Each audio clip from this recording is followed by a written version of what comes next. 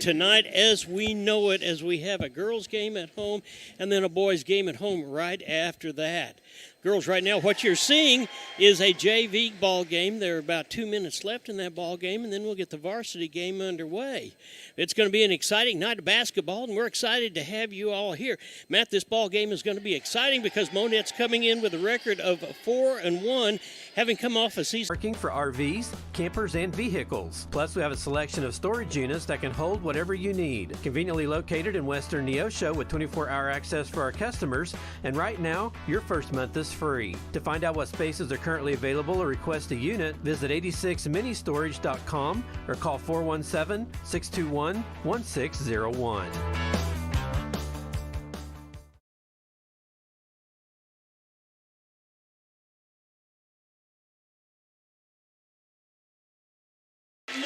And welcome back to the Wildcat Fieldhouse. John, Matt, and Zach with you. And boys, if any indication, this is an indication, the JV ball game. We've got an exciting ball game here in just a few minutes. The JV Cats started out nip and tuck, and they have jumped out to a 25-13 lead with a minute left in the ball game. So that's pretty exciting news for the Lady Cats. Yeah, they were down 8-0 early to start. The three-point shooting kind of got them right back in this thing. Yeah, it really did. It got them going back, and we've had some great rebounding. We've had a few free throws. Free throws have been a bugaboo for the Lady Cats. Absolutely. That and the full court press. Matt, you saw us the other night when we were over at Seneca, and it seemed like they put the full court press on, and we really got flustered. Coach Whitten says that they spent a lot of time trying to get everybody to just kind of calm down a little bit. They had a great practice yesterday, and we're excited to see this Monett team come in. Now, I will tell you, the Lady Cats have had a tough schedule.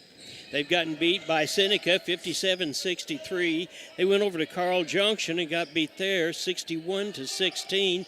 They played Springdale High and got beat 74-32. And Nevada, they got beat 59-26. On the inside, it's going to be 6'3" senior Jazz Washington, who scored a little better than 12 points a game last year. And also, junior Crandall, or Brooklyn Crandall, and freshman or senior Journey Burkhart. She's a junior. I'm sorry, we'll get it in a minute. And sophomore Jolie Bond, and look to see sophomore Aspen Drake in there as well. So we will get this ball game going here in just a little bit. This ball game has got about 6 seconds, and the JV team has this game well in hand. This is the pregame show. It's being brought to you by ProLube, your tire and auto maintenance center. We've got keys to the Cats, starting lineups, and much, much more. But we'll be right back after this. You're watching the Lady Wildcats on the KNEO and Neosho Wildcat Sports Network. A business impact partner of KNEO is ProLube Tire and Auto Center in Neosho. Serving the area since 2001, they're open Monday through Friday from 7 a.m. to 5:30 p.m. ProLube Tire and Auto Center offers tire and brake repair, as well as transmission service, front-end alignments, and more. Located at 1406 North Business 49 in Neosho. For more information, 417-221-6795 or online at proluberepair.com.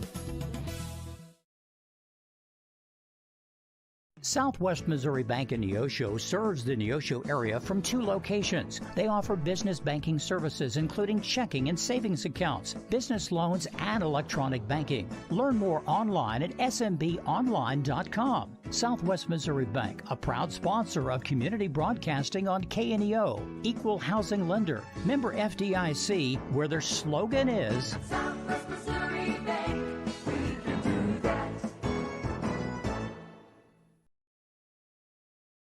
Missourians know we've got their back. For 75 years, they've turned to Missouri Farm Bureau Insurance for dependable, personalized life insurance coverage. That's 75 years protecting families and the lives they've built. For small-town values and big-time protection, call Missouri Farm Bureau Insurance. We've got Missouri covered.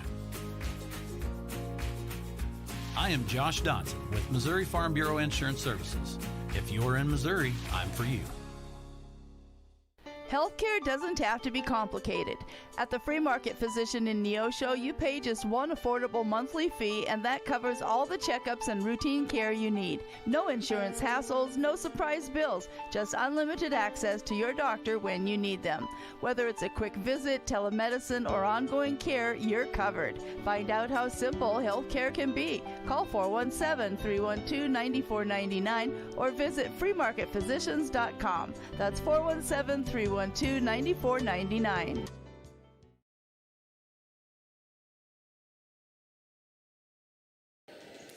And welcome back to Neosho, the gymnasium, where there's been a lot of history going from Neosho Wildcats to a basketball game that saw Will Chamberlain here once. I bet you didn't know that, Zach, but he sure did. He was here with the old 76ers, and they did a exhibition game against the St. Louis then Saints.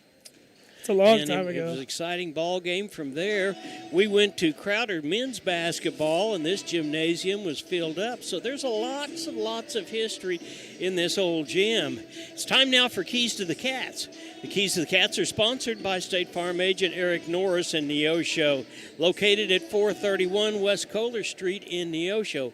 Eric and his team offer a variety of insurance services for individuals and businesses. To learn more, go online to ericnorrisinsurance.com or by phone, 417-451-6666. Matt, what have the girls got to do tonight in order to win? Well, let's start out here. Let's see.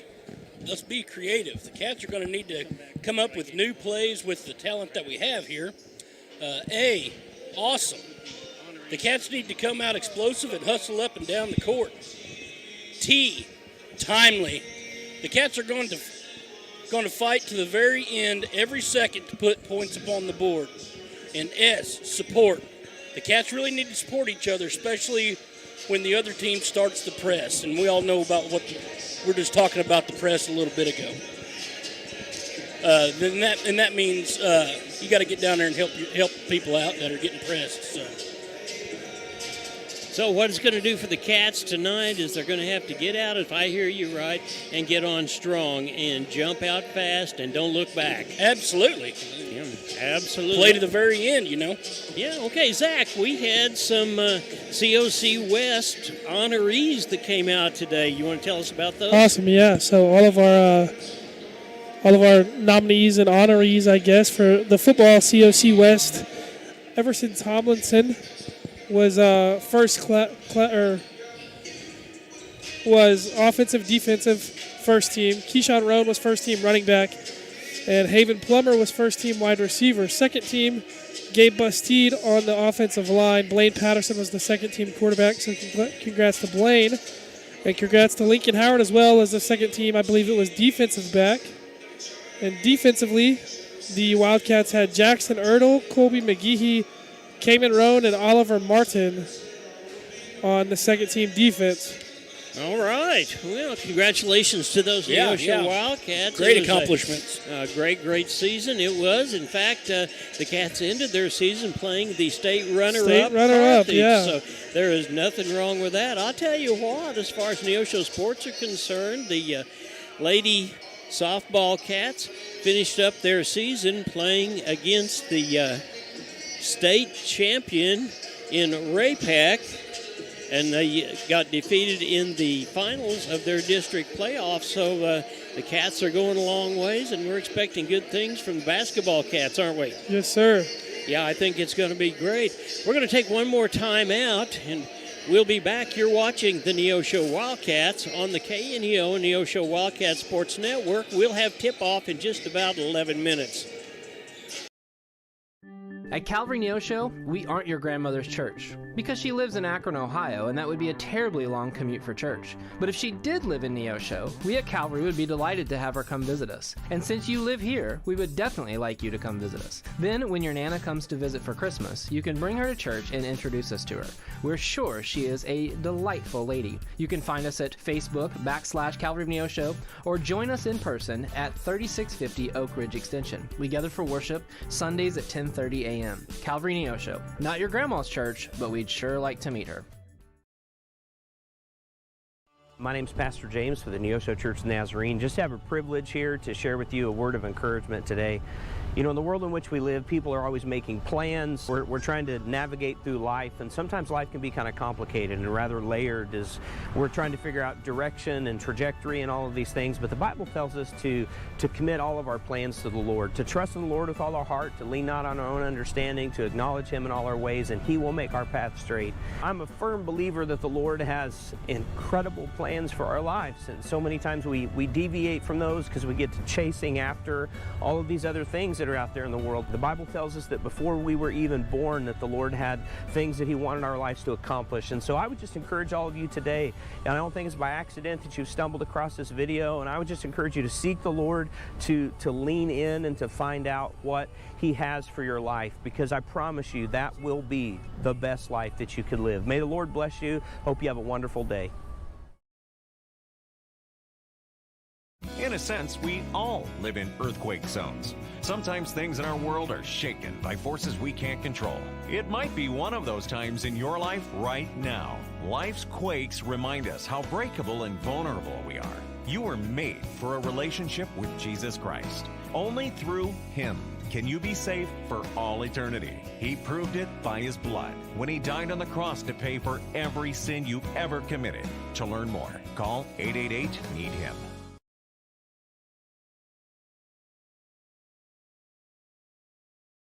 Locally owned, operated, and here for you. Check out the new face of the Neosho Daily News, covering Newton County, highlighting area residents, businesses, school news, sports, and more. Find us on Facebook at Neosho Daily News or call 417-451-1520. Go get 'em, Wildcats!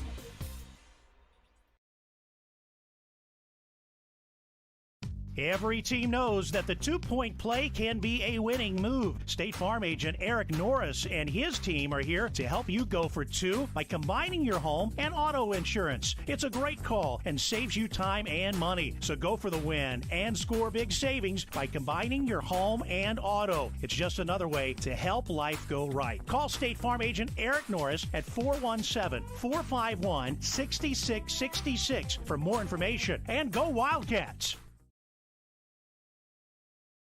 Crowder College, your future, our focus. At Crowder College, we have 6 convenient locations in Southwest Missouri and online programs to fit your needs. Flexible scheduling provides a pathway to a career or the opportunity to transfer to a 4-year university in a variety of programs. Cheer for the Rough Riders at athletic events. Use the Missouri A-Plus Scholarship Program for free tuition and common fees. At Crowder College, your future is our focus. Apply today at crowder.edu.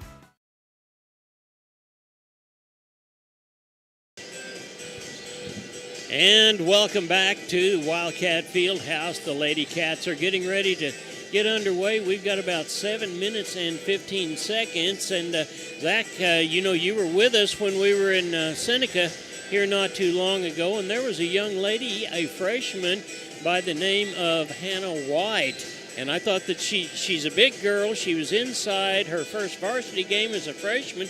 She scored 12 points. She played pretty well. Yeah, to be that size as a freshman, I'd imagine as the head coach of the squad, you got to be pretty excited to have a freshman that's 6'2".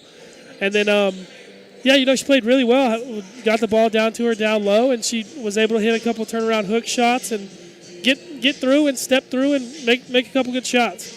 Yeah, and I'll tell you what, one of the other bugaboos, Matt, that we had against Seneca was free throws. Yeah. Once Seneca put the full court press on, we just really got flustered. And that goes to that freshman that we were talking about, being out there in a varsity game for the first time. That was a little bit tough, but if Neosho had hit their free throws, we'd have won the ball game. Yeah, and, the crowd down there was being, a little rowdy and stuff, and it got her flustered.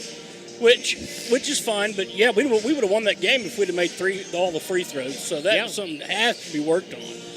Yeah, well, I'll tell you what, the boys go back to Seneca. I believe it's next week too. We've got a couple of different ball games, and we'll see the boys tonight, of course, for the first time, and then we will go to Seneca. We'll go to McDonald County, and we're going to be real busy. Now, the Lady Cats are going to be here on Friday night, back the same time, same place, and we'll be taking on the Lebanon Yellow Jackets as we begin COC play. And it's going to be that way, nip and tuck, all the way up to the Holiday Classic. The Holiday Classic that's been put on by Branco for many, many years, and we want to thank them for their participation, because if it wasn't for their participation and coming around and rescuing that tournament, it probably would be no more. But because Christmas is when it is, guys, we will be playing that Holiday Classic on the 29th, 30th, and 31st, with championship games being on New Year's Eve. So sorry about that if you had plans to go somewhere that night. We're going to be right here because we're going to be rooting our Cats on. I quit having plans for New Year's Eve a long time ago. I'm at that age, right? Yeah, it's fine. Yeah. All right. Well, let's go ahead and get the starting lineups out of the way. Matt, tell us some of the people that we'll be looking for from Monett. Well, we're just going to have to start with zero Addie Cole. We got a main player here, number 1, Kylie Wilson. Then number 2 is Kinsey Waterman. Number 3 will be Destiny Unjani. Number 4 will be Finley Wilson. Number 10, Hannah Paris. Number 11 will be Addie Brownland. Number 12 will be Jenna Hernandez. Number 14 will be Abby Hurt. Then we got a main player here, number 21, Callie Hohensee. Number 22 will be another one, Meredith Merriman. Number 23 will be Alana Thrasher. And number 33 will be Avery Stokes. All right, and Avery Stokes, is that Stokes' name, Zach, is a name we're real familiar with. She comes from a great, great family of basketball pedigree. She's just a junior this year, but she is over 6 foot. For your Neosho Wildcats, coming in with a record of 0-4, head coach is Kelsey Witten. She is assisted by Drew Osborne and Adam Robinson. And we'll start off with a sophomore. She'll be out front. Jolie Bond, she wears number 2. A junior right next to her is going to be Journey Burkhart. And Coach Witten says that'll be the gal that makes sure that we get the ball down, but we're going to lean on her for a lot of points as well. Another sophomore, Aspen Drake, number 10, will be on the inside, as will senior Jazz Washington, standing at 6'2". And probably the fastest girl in the field is going to be a junior, Brooklyn Crandall, and she wears number 22. Looks like we're getting ready to get this ball game underway. So, Zach, let's take another timeout. By that time, we'll come back and we'll be ready. You're watching the Neosho Wildcats on the KNEO and Neosho Wildcats Sports Network. Financial investments are very important, but so are the investments of time, patience, and encouragement our young athletes receive from their coaches, teachers, and mentors. Joe Ringstaff, your Neosho Edward Jones financial advisor, understands this. That's why Joe Ringstaff is a proud sponsor of the Neosho Wildcats on KNEO. For all your investment needs, call 417-451-7789 or stop by the office at 2502 Lusk Drive, Suite D in Neosho. Edward Jones, making sense of investing. Member SIPC. This is Pastor Barry Reel from the First Free Will Baptist Church of Neosho. Though our culture seems to be rejecting the idea of truth, we remain committed to obeying God's Word by speaking the truth in love. We would love to share God's truth and love with you. We're located at 960 Burr Crossing Road in Neosho, and we meet on Sunday mornings at 10:45 a.m. and then again on Sunday and Wednesday nights at 6 p.m. Find us on Facebook at First Free Will Baptist Neosho or call 918-413-5465.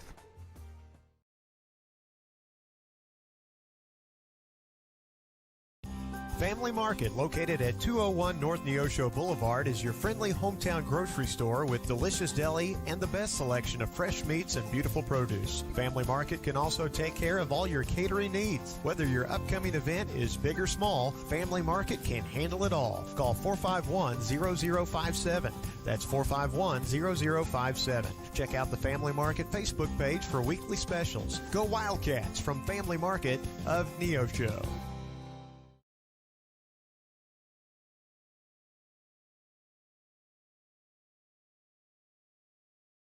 Forbes asked, and the people answered. Missouri Farm Bureau Insurance is one of America's best insurance companies. Forbes recognizes what our customers have known for generations. We are committed to protecting families and the lives they've built. For auto, home, life, and business protection, call Missouri Farm Bureau Insurance. We've got Missouri covered. I am Josh Dotson with Missouri Farm Bureau Insurance Services. If you're in Missouri, I'm for you. Varsity basketball contest between the Monett Lady Cubs and your Neosho Wildcats. We ask now that you would all please stand and remove your hats as we honor our country by the singing of our national anthem.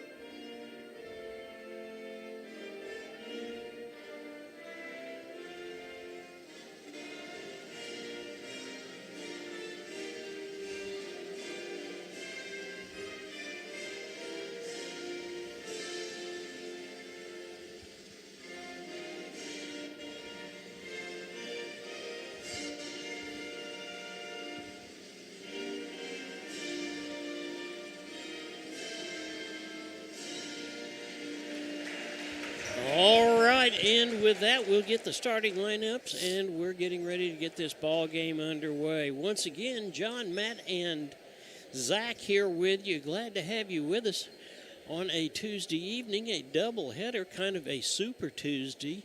The ladies will be playing first. They're playing at 6 o'clock, and then the boys varsity right after that. So here are the starters from the Lady Cubs. Number 1, Kylie Wilson. Kylie Wilson, number 1, the senior. The coach depends a lot on her. Finley Wilson, also number 4. Callie Cohency. Cohency is number 21. Meredith Merriman. And number 33, Avery Stokes. Yeah, we talked about Avery Stokes. We talked about the fact that she probably would be in there. All right, for your Neosho Wildcats. And one of the privileges that we have, Zach, of being able to have it here at our own place is we get to announce everybody. Yep. Sophomore Jolie Bond. Jeremy Burkhart, the junior, will be out in front. And Aspen Drake will be down in the middle as well. Here's the senior and the girl we expect to score a lot, Jasmine Washington. And the junior, the speed demon, is a Brooklyn Crandall, and we'll be ready to get this ball game underway here in just a minute. I'm sure that Miss Stokes and Jazz Washington will be tipping it off. And the Cats are in their huddle with Coach Witten. She said after having a great practice yesterday, more than anything else, we just got to get everybody to calm down. Calm down, because this is a very talented ball club. We saw when we were over at Seneca, 4 of those girls were in double figures, and that just doesn't happen. And like you said earlier, I mean, difference of the game was the free throw line. If we would have drilled all those, that game would have never been a question. Yeah, no doubt about it. Okay, we're getting ready, and we're on our way. The ball is tipped off, and it's picked up by Monett. Number 21 is Hussensee. She's a freshman. She's out at the top of the key. Ball goes into Wilson. Wilson spins around, gets a screen from number 1, Stokes, and picks up the score's 2-0. Cats bring the ball down. And Jolie Bond is over on the far side, and she's going to be fouled, and the foul is going to be on number 1, Finley Wilson, and that is her first foul. Against Monett's number 4, Finley Wilson, her first personal. Aspen Drake. Team foul. will throw the ball in from this side. Everybody gets set, and the ball goes over to Washington, but it's broken up and goes over to Bond. Bond up in the middle, and there is a ball that's taken away by number 1, Wilson. And she's just going to go all the way, and she comes in to score. The Washington comes up with the rebound for the Cats. And here come the Cats. Burkhart across the timeline over to Brooklyn and right back over the Cats after a little bit. Number 1 again comes up with the ball, and that is Wilson. Cats go back into their half-course man-to-man defense. And the ball goes over to number 4, which is Finley Wilson. Back out to Hosenry. And it looks like a 3-ball, but it doesn't work. Wilson's going to give it a try, but there's going to be a foul. It looks like that foul is going to be on Burkhart. Number 2, Julie Bond, her first. Check that foul is on Jolie Bond. Number 24, Emma Ward. Emma Ward's in the ball game for the Cats, and Bond's going to sit down for just a minute. And it's triggered in underneath the basket for Monett. Monett, and number 21 is out with it, and Wilson comes up with a rebound, goes right back out again, and that 3-ball doesn't go either. The Cats are trying their best to come up with it, and there's a jump ball. Possession arrow is going to be with the Wildcats.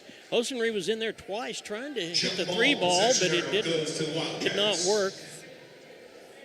Crandall in there on the jump ball, gets the ball out to Burkhart. Burkhart across the timeline down to top of the key, right back to Brooklyn. Brooklyn over to Emma Ward. Emma Ward, and there's a foul on the inside, and that's going to be on number 21, and that's on Hosenry. 5 fouls, and it's you shoot 2. There's no 1-and-1 anymore, but 5 fouls in a quarter, and it's so it's 2 from there. And there is a, what do we got here? It looks like there's a foul. Moving screen, I believe. Yeah, I believe it is too. That was a moving screen on Aspen Drake. Boy, and the ball goes over. And here comes Monett. Hasenry across the timeline. Back over to Wilson over on this far side, and she looks like she wants to drive the bucket, and she does. The ball goes up, and Jazz Washington comes down with the rebound, but it's stolen back away by Hasenry. Hasenry over to Stokes, and Stokes up and good. Number 33, Avery Stokes. Well, the score is 4-0, 5:42 left in the first period of play. Ball goes over to Washington. She's up and no good. Drake rebounds and no good. Then Stokes comes up with the rebound. And here comes Wilson for Monett across the timeline. There's another screen, and she looks at the screen. The ball back out to Hasenry. Over to Stokes. Stokes looks around back to Hasenry. The ball goes all the way over to Wilson over in this near side. Back inside to Stokes, and she puts it up. It's no good, but she gets her own rebound, and it's back out to Hasenry, who slinks a 3-ball. And a timeout is called. It looks like it's going to be a full timeout, so we will take timeout, and we'll be back. You're watching the Neosho Wildcats on the KNEO Neosho Wildcats Sports Network. Hi, I'm Sam O'Neill with Affordable Propane of Neosho. From setting tanks to refilling them, we offer a full spectrum of service to meet your every need. We serve Neosho and surrounding areas, and we are committed to giving you better service at better prices. Give us a call today, 417-437-8927. Thank you.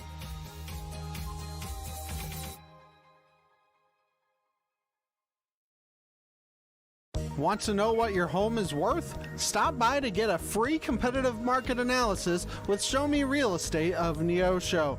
They're proud to serve the Neosho area and will stay with you every step of the way, whether you're buying or selling. A family-owned business for over 25 years, Show Me Real Estate of Neosho. 417-451-1700 or by email at gkitchen.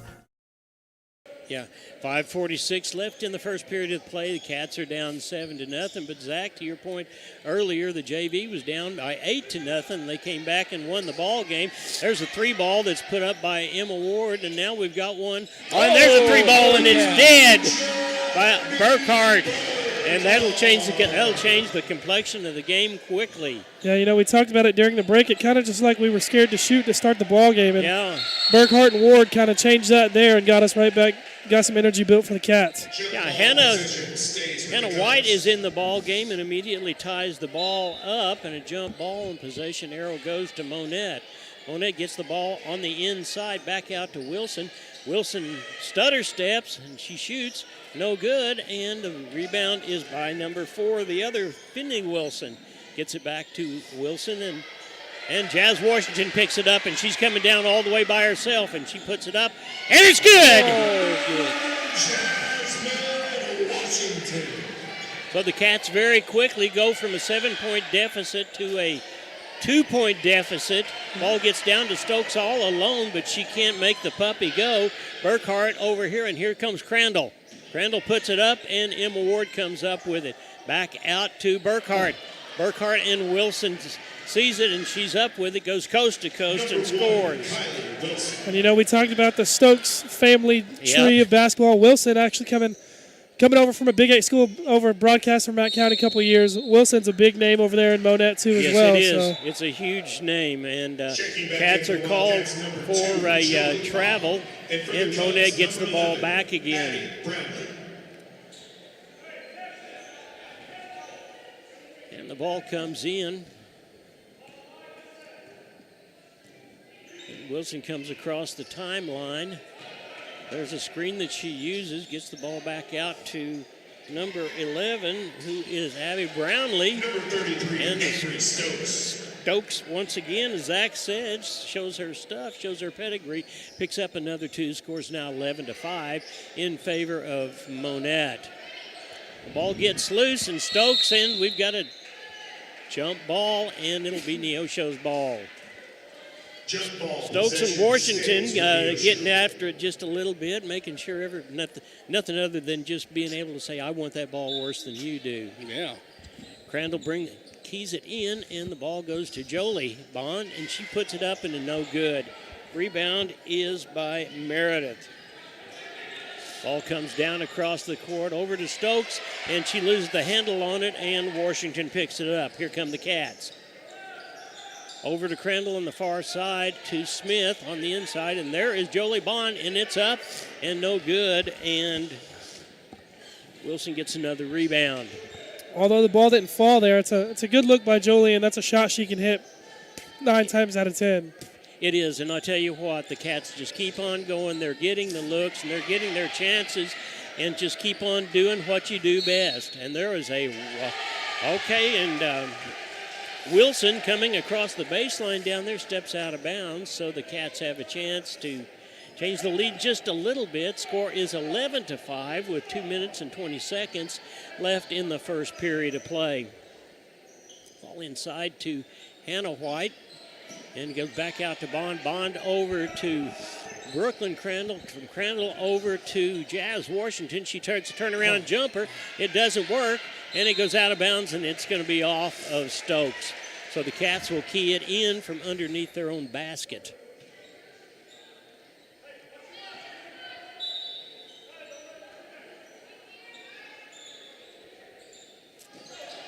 And the ball's handed, goes right to Wilson from the end, and she picks it up, and the Cats get back into their man-to-man defense.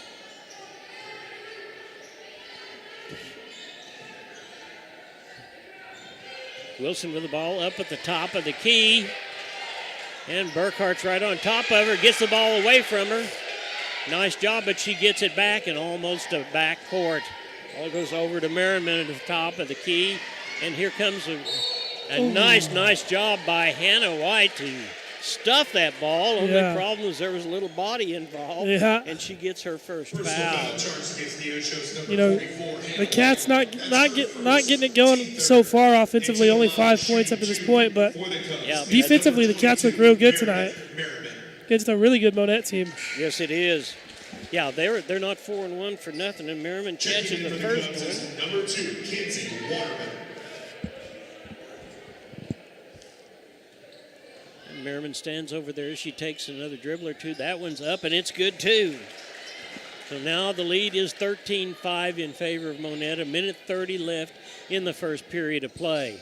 Cats get the ball down across the timeline. The ball gets into White, and the ball goes up, and Washington just can't seem to put it in. White with those long arms made that pass really look easy, didn't she?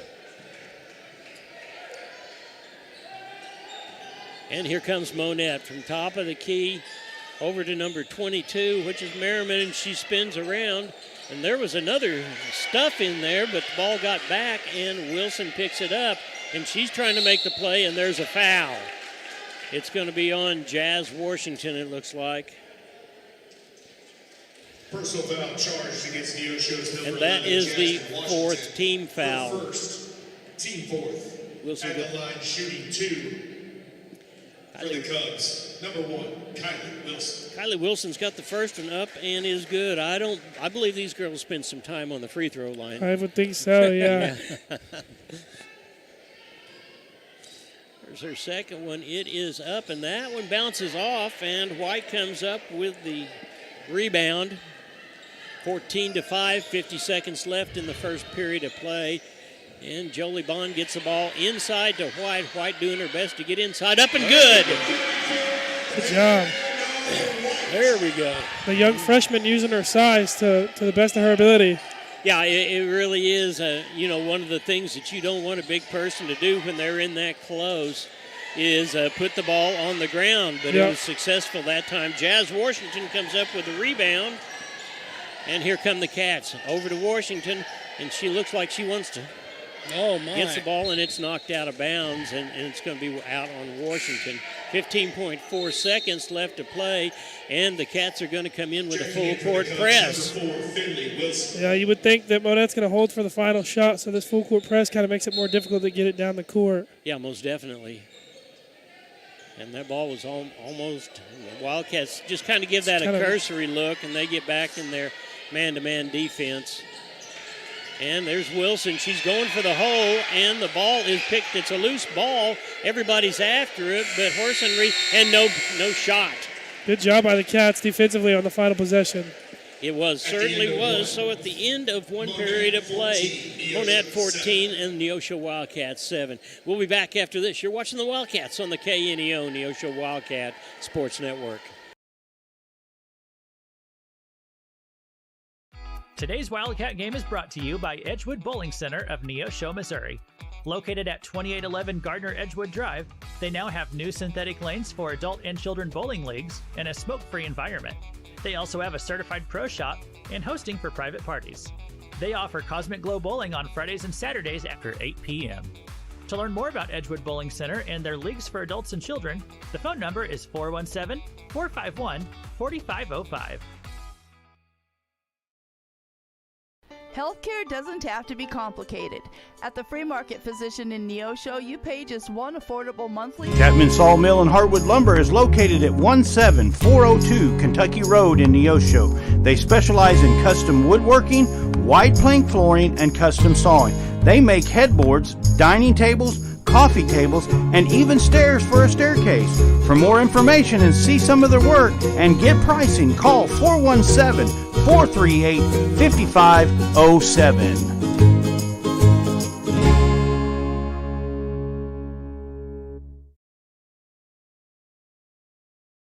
Second quarter of play getting ready to get underway. The Lady Cats are down by a score of 7-14 to the Monett Cubs. Monett brings the ball in. He comes across the timeline. Wilson has the ball, and she just throws it out of bounds. Thought that there was somebody there, obviously not. And here come the Cats. Looks like Monett is going to try their hand at a full court press. And here come the Cats with 4 people down court, and they get the ball over to Washington. Washington gets it into Crandall, and they're saying that Brooklyn walked. So the ball will come back to Monett, and they will bring it in underneath their own basket. Hasnery will be the one that brings it in. And she gets it into, there's Wilson with a three-pointer, and it's good. Number 1, Kylie Wilson. Kylie Wilson has 2, 4, 5, 6, 7 points of the 14 so far. And looks like there is a foul, and I believe it's going to be on Crandall. That's right. Personal And foul that'll be the charge first against team Neosho's foul. Number 22, Brooklyn Crandall. That's her first and the team's first of the quarter. Back in for Neosho is number 10, Aspen Drake. Aspen Drake's back in the ball game for the Cats, and Washington is going to sit down for just a minute. It looks like no, Washington's still in the ball game. Crandall is out, and there's a walk. Nice job by the freshman again, Hannah White, to disrupt things to get Wilson to walk, and the turnover goes to the Cats over on the far side. Get the ball across the timeline, and the Cats stop right there, and we throw the ball out. But it's picked up, and there's a back and over and back. So the Cats had something going. They just could not make the pass. I think, Matt, still we got to calm down. We got to settle down. This ball game, this is well, not in anybody's hand, but if we settle down and we play the kind of ball we can get in. There is a foul, and that is going to be on Hannah White. That is her second foul. And going to the line is going to be number 22, Merriman, who, by the way, has made 2 free throws. Hannah White, that's her second personal, team second. There's the first one, and that's 3 in a row, Zach, that she's made now. The Cubs is number 22, Meredith Merriman. Yeah, back to your point earlier. The Lady Cubs have definitely spent their time at the line. They certainly have. So she's sunk 4 in a row. In fact, she's got 4 points all at the free throw line. And here come the Cats trying to break the full court press. Looks like we've got it broken, and Drake comes down across the timeline, and she stops right there, but there's going to be a foul. And I believe it's going to be on number 11. It's going to be on Kylie Wilson. Number 1, I believe, is what he just put up. Is it number 1? We'll see here in just a second. It might have been 11. I just didn't see his other finger. But that is the first team foul. Jolie Bond puts the ball up, and it bounces up on the backboard, comes back down. The rebound is picked up by Finley Wilson. She brings it across the timeline.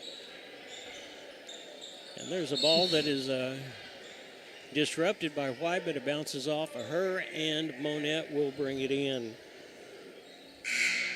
Hassan Reed will bring it in. Here's Emma Ward in, and Burkhart out.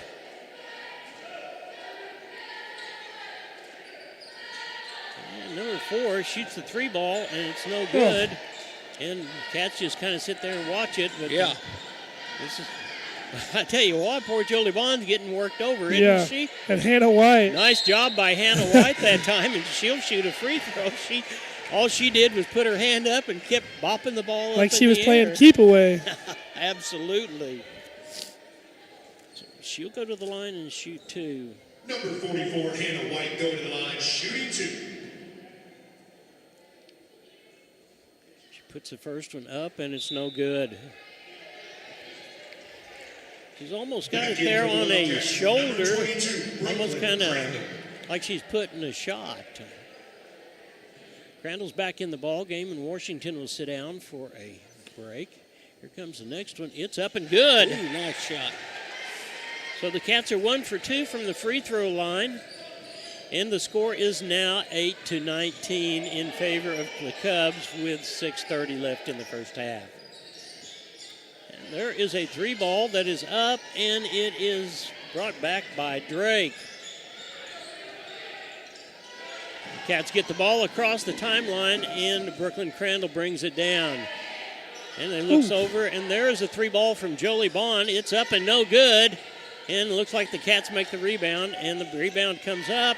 And there's another rebound by the Cats, and the ball will not go in the hole. Mercy. 4 rebounds in a row that time, and the ball would not go in. Finally, Monett brings it out, clears it out. Wilson over on the far side, back over. There's a walk. Yeah, I was going to say. Yeah, Finley Wilson kind of took a step backwards that time. Well, Stokes is back in the ball game. For the Cubs is number 2, Kinsey Waterman. And number Kinsey 33, Waterman, Avery number Stokes. 2, is back in the ball game. Monett still with their full court press on. Cats have done a good job so far to keep that full court press evaded. And there's a ball that almost got knocked out.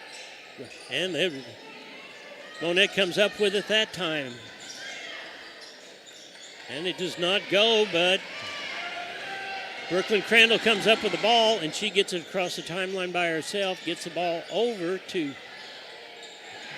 White, and it would not go in. What a nice pass that time to Ward, and the ball it's got a top on it. I was going to say, like there's a lid on the basket. Yeah, for Neosho. Doing a good job of getting the open shots and passing the ball. They've done a good job of breaking the full court press. And there's going to be another foul. And unfortunately, that one is going to be on Crandall again. Checking back in for the Wildcats, number 11, Jasmine White. That's her second foul. Washington. Hannah White is going to sit down for a few minutes. 8 to 19, and there's another bucket. That's going to make it 21 to 19. Number 1, Kylie Wilson. Kylie Wilson just went off the back of the defender standing in front of her and passed it right back to herself. Yeah, and number 22, Meredith Merriman. Just that quick, and we're going to call another timeout. Coach Whitten says, no, wait a minute, we're going to see about this. Looks like it is going to be a full timeout, so we'll be right back after this.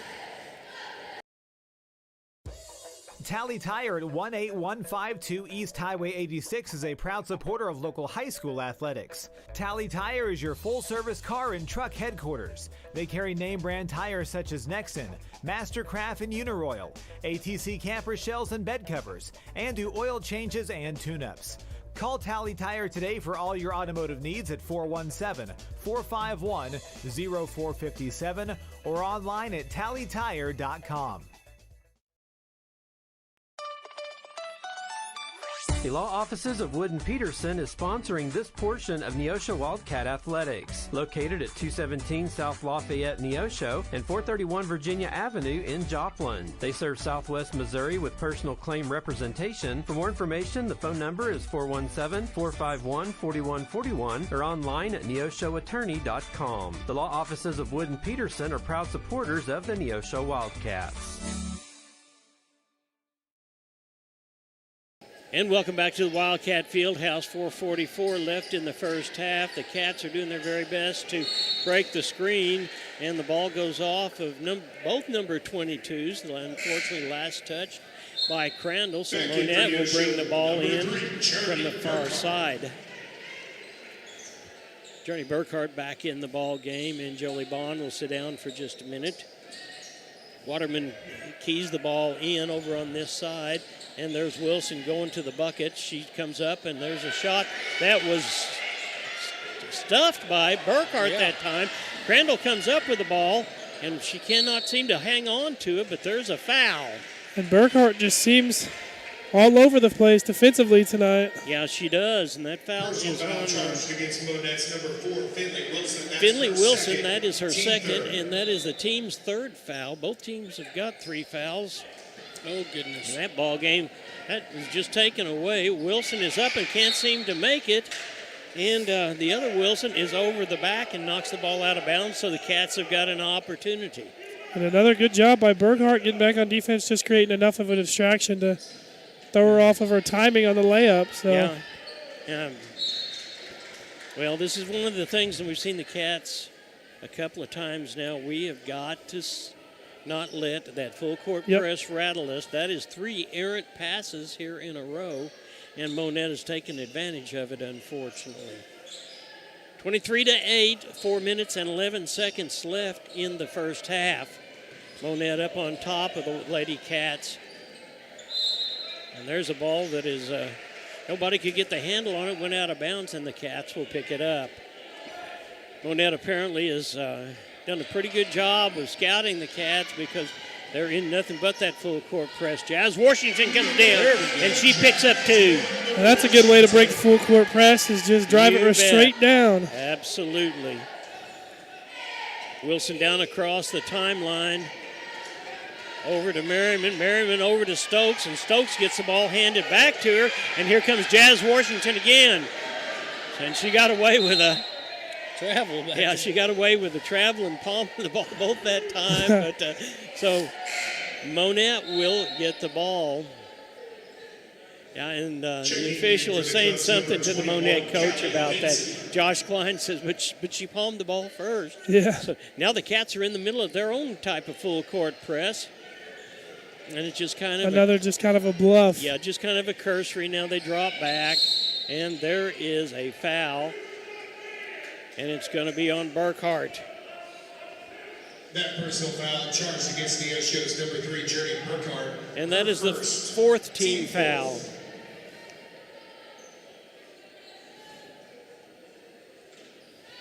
Hessner's going to key it in from the far side over by the scorer's table. She gets the ball into number 22, who cannot put it up, and that is Merriman. And the ball goes out of bounds, and it's going to be off a Wildcat, the official says. So Merriman is going to bring the ball, trigger it in from underneath Monett's goal, and puts it over, trying to set up for a 3-ball, and there it is by Finley Wilson, and it doesn't go. But she does a nice job of saving that ball. And there's Stokes, comes right back to her, and she scores. Avery Stokes.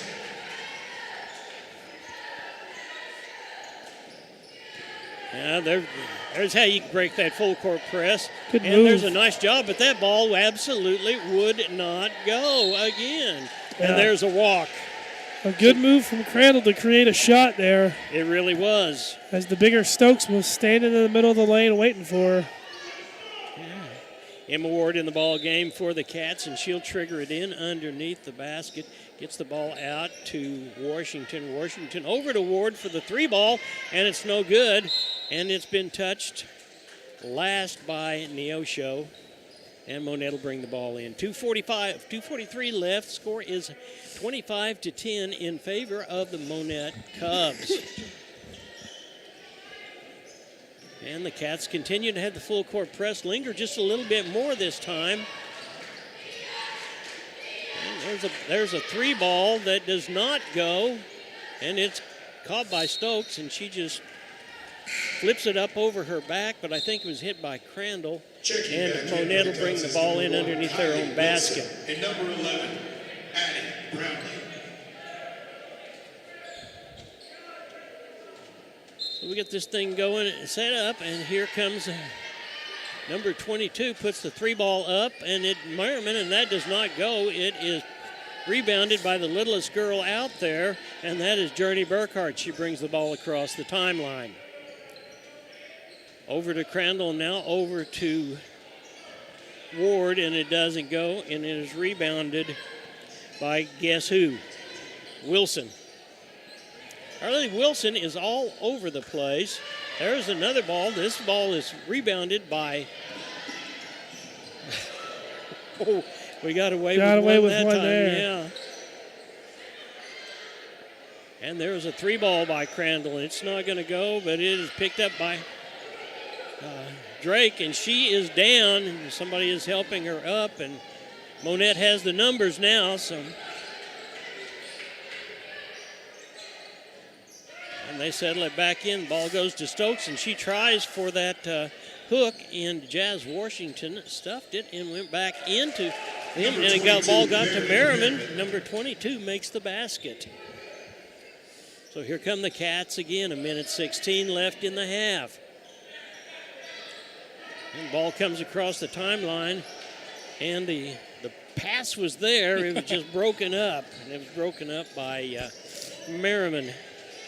But the Cats did a nice job of breaking the press that time. Monett comes across. Here's Stokes from out about the free throw line, and she sinks. Avery Stokes. She has 8 on the evening so far. Here comes Jazz Washington across the timeline. Over to Emma Ward. Ward puts it up, and actually Stokes got a piece of that, I think. Yeah, I believe so. Yeah. And Merriman came up with the ball. Ball comes down across the timeline, back to Stokes. Stokes back out to Wilson. Wilson back to Stokes, and number 21 is up, and there is a push, but that'll be the 5th foul. and Hassenry will go to the line and she'll shoot 2. Number 10, Aspen Drake. That's her second and the team's 5th. Sending Monett's number 21, Callie O'Hinsey, to the line, shooting 2. O'Hinsey, there's the first one. It's Checking up back in and for good. Neosho is number 2, Jolie Bond, and number 44, Hannah White.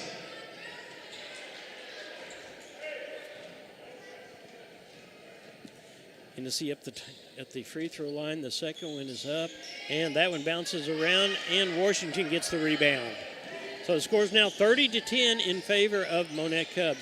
Into White, and she tries a little turn jumper that doesn't make it. Stokes gets the rebound, and here comes Monett. 9 seconds left. They're going to hold it, I believe, until, and it goes over to Stokes, and she scores. And that's going to be it. So Monett wins the second period as well, and the score is 32-10 in favor of the Monett Cubs. We're going to take a timeout, and we'll be back. You're watching the Lady Wildcats on the KNEO and Neosho Wildcat Sports Network. The Sports Locker, located at 1206 Neosho Boulevard, Neosho, is a proud supporter and supplier of Neosho Wildcat Athletics. Open 10 a.m. to 6 p.m. Monday through Friday and 10 a.m. to 3 p.m. on Saturday. They carry all the biggest brands, including Under Armour, Nike, and Adidas sports apparel and equipment. Be sure to check out their Facebook page at Sports Locker Team Sales and Specials, or their number is 417-451-9300. Proud supporters of the Neosho Wildcats.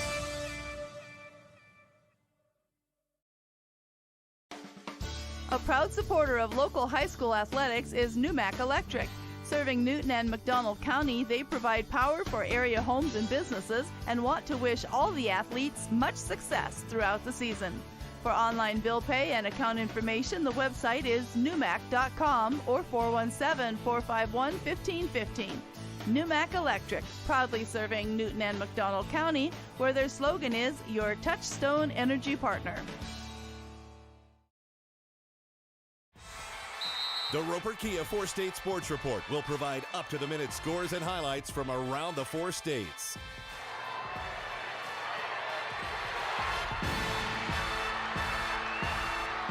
With ultimate local coverage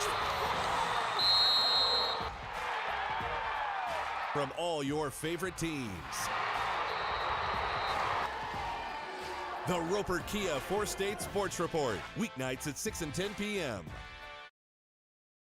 You found it, the ultimate car wash, the one that leaves your vehicle looking brand new every single time. Do we have a prep team that pre-washes? You bet. Over 300 ports applying soap to your vehicle? Yes, sir. 40 high-pressure nozzles providing over 2,500 psi of pressure? Who wouldn't? Buff and dry features that dry your car along with combined 100 horsepower blowers? Try 150. Be careful, we might just blow you away. McKay Quality Roofing is a proud supporter of KNEO Radio and the Neosho Wildcat Sports Network. They're located in their offices at 811 South Neosho Boulevard. They specialize in roof removal and replacement of residential and commercial properties. In order to serve you better, they have offices in Neosho, Cassville, and Grove, Oklahoma.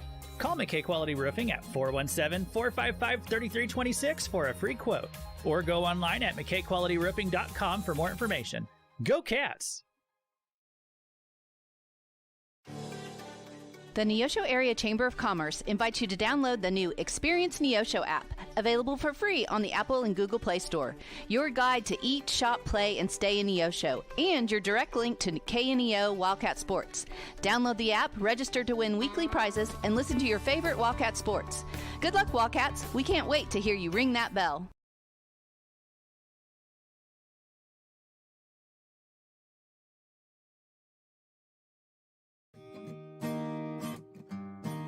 Hi, I'm Pastor Mike of Calvary of Neosho, and I want to take a minute to share grace with you today. And what is grace? Grace is when someone gives you something that you don't deserve. I haven't done anything to deserve God's forgiveness, but He gives it by His grace. I haven't done anything to deserve God's love, but He gives it by His grace. I haven't done anything to deserve a bright future, but God has made a way for me to have one by His grace. Titus 2 says the grace of God has appeared that offers salvation to all people. Have you accepted that gift of grace? For KNEO Radio, I'm Mike Leake.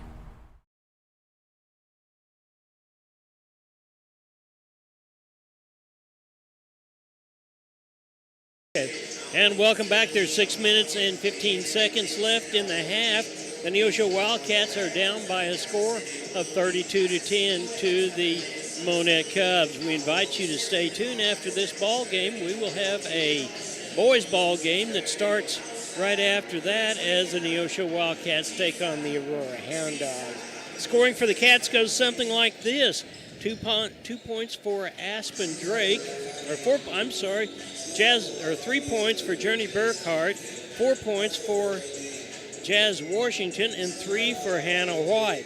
As far as people in foul trouble, Washington, Crandall, and White have each got 2 fouls, and then Jolie Bond and Journey Burkhart have 1 each. For Monett, it's a little bit different story. Kylie Wilson, the senior and the point guard, has 10 points. And then we have no points for Finley Wilson, but she has 2 fouls.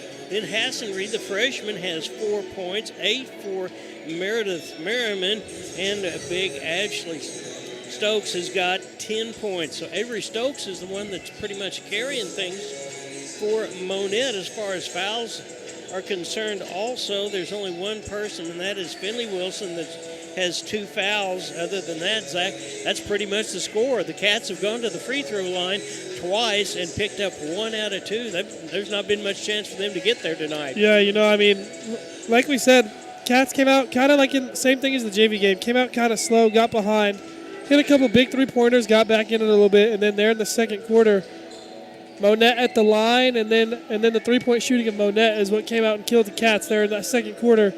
So you'd like to see them start the second half with a little bit more aggression defensively, and maybe they've had the open shots, obviously. They've had the open shots. They just can't get nothing to fall, so we'd like to see the lid come off the basket a little bit. Well, that has definitely been what we've had. We've had some good things happen. I think they broke the press all except for 3 times in the first half, and, of course, that was one of those times that we just kind of got in a big hurry and made an errant pass along the way. But I counted 7 different great, what I would consider, looks in the second half. So these girls know what they're doing. Yeah, absolutely. They have an opportunity to settle down. They need to depend upon themselves, and they need to keep the ball going, keep it moving. Hannah White has kind of played sparingly along the way, but there is no doubt she has a height advantage over everybody, including Avery Stokes. Yeah, Hannah White is definitely, I think, as she gains the experience, obviously only a freshman, and I don't think she's played too long as years come for basketball. But, the experience is going to come, and I think she's going to be a big piece in games further down the road once we get into that COC play. Yeah, I think so, too. And speaking of COC play, the Lady Cats start COC play when the Lebanon Yellow Jackets come to town this Friday night. That varsity ball game will start at 7:30. Pregame will be at 7 o'clock or somewhere thereabouts. Basketball, you never know. Yeah, that's right. 3 minutes left before we get ready to get this ball game underway. We're going to take another timeout, and we'll be back, and Zach is going to thank some of our sponsors for it. Awesome. Want to know what your home is worth? Stop by to get a free competitive market analysis with Show Me Real Estate of Neosho. They're proud to serve the Neosho area and will stay with you every step of the way, whether you're buying or selling. A family-owned business for over 25 years, Show Me Real Estate of Neosho. 417-451-1700 or by email at gkitchen.showmerealestate@gmail.com. Home of the Happy Campers. A business impact partner of KNEO 91.7 FM is 4 State Printing in Anderson, Missouri. Serving the area since 1982, they specialize in screen and offset printing services and have promotional products. 4 State Printing also has a retail store, County Clothing Company, that offers McDonald County spiritwear and Christian apparel. More information at 417-845-6929 or online at 4stateprinting.com.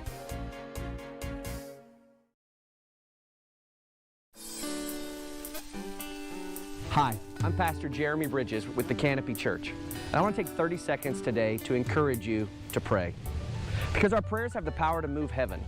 James 5 says the prayer of a righteous person is powerful and effective.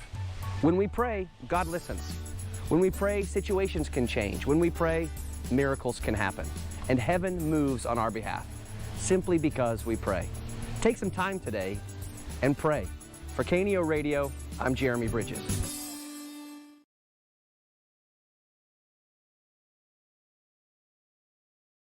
Today's event is being supported by Banner Church of the Nazarene, located at 597 North Fork Road between Anderson and Goodman. Banner Church of the Nazarene services are Sunday school at 9:30 and family worship at 10:30. Check out their special Sunday night youth fellowship. Wednesday services begin at 7, offering adult Bible study, ladies Bible study, youth and children's services. Contact them at bannerchurch.com, 417-364-7461, or dennis@bannerchurch.com.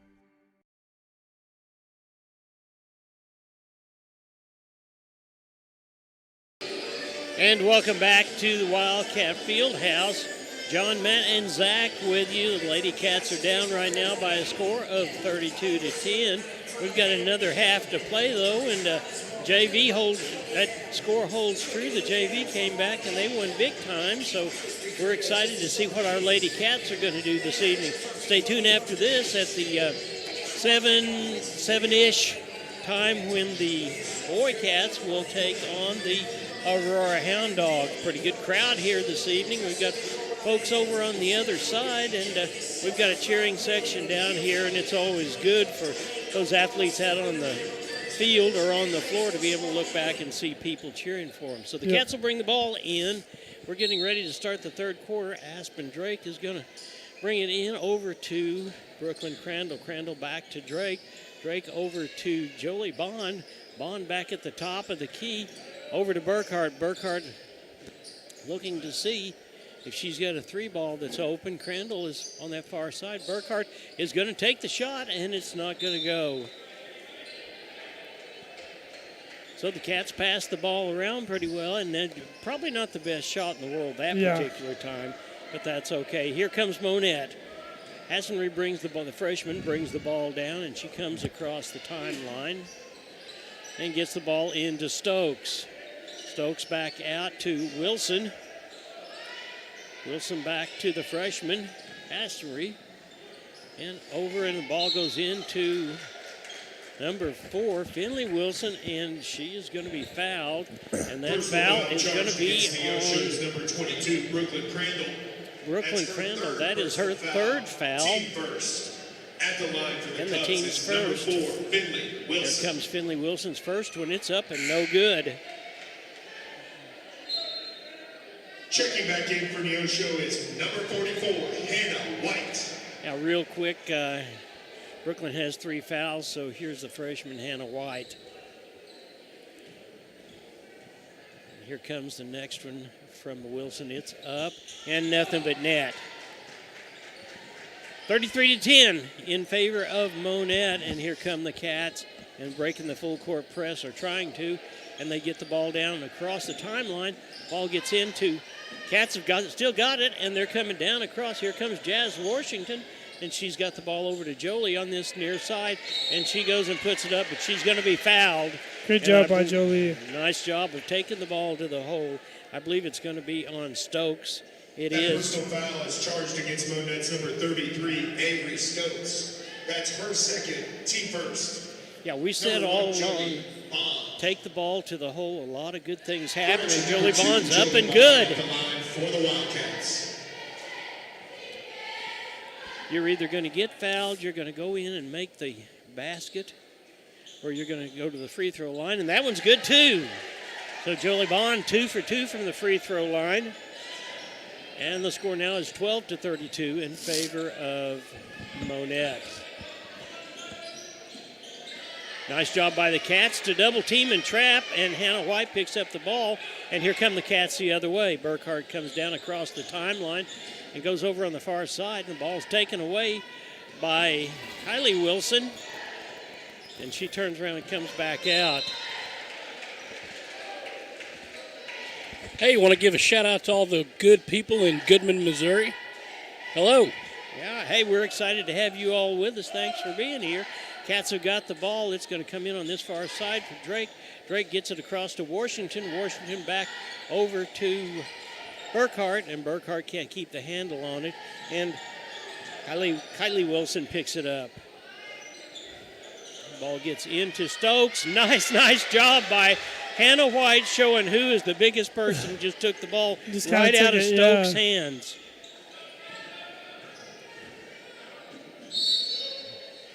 And there's going to be a push, and that is going to be on Hassenry. Personal foul charged against Neosho. Correction, Monett's number 21, Callie Hohenzi. That's her second, team second. Journey Burkhart checks out. Emma Ward checks in. Yeah. O'Hensey, I guess we will call her O'Hensey. That's what the PA announcer is saying now. But there's a 3-ball. Jolie Bond wide open and gets it. shot. So very quickly, the Cats pick up. They picked up 5 points here in this period of play, all by Jolie Bond. Yeah. And there is that screen by Stokes again. And there Wilson up for the 3-ball and no good. It's rebounded by Bond. You know, Jolie, I've kind of known her and her family a long time. She's very quiet until you get her out here playing some kind of sport. She's super competitive.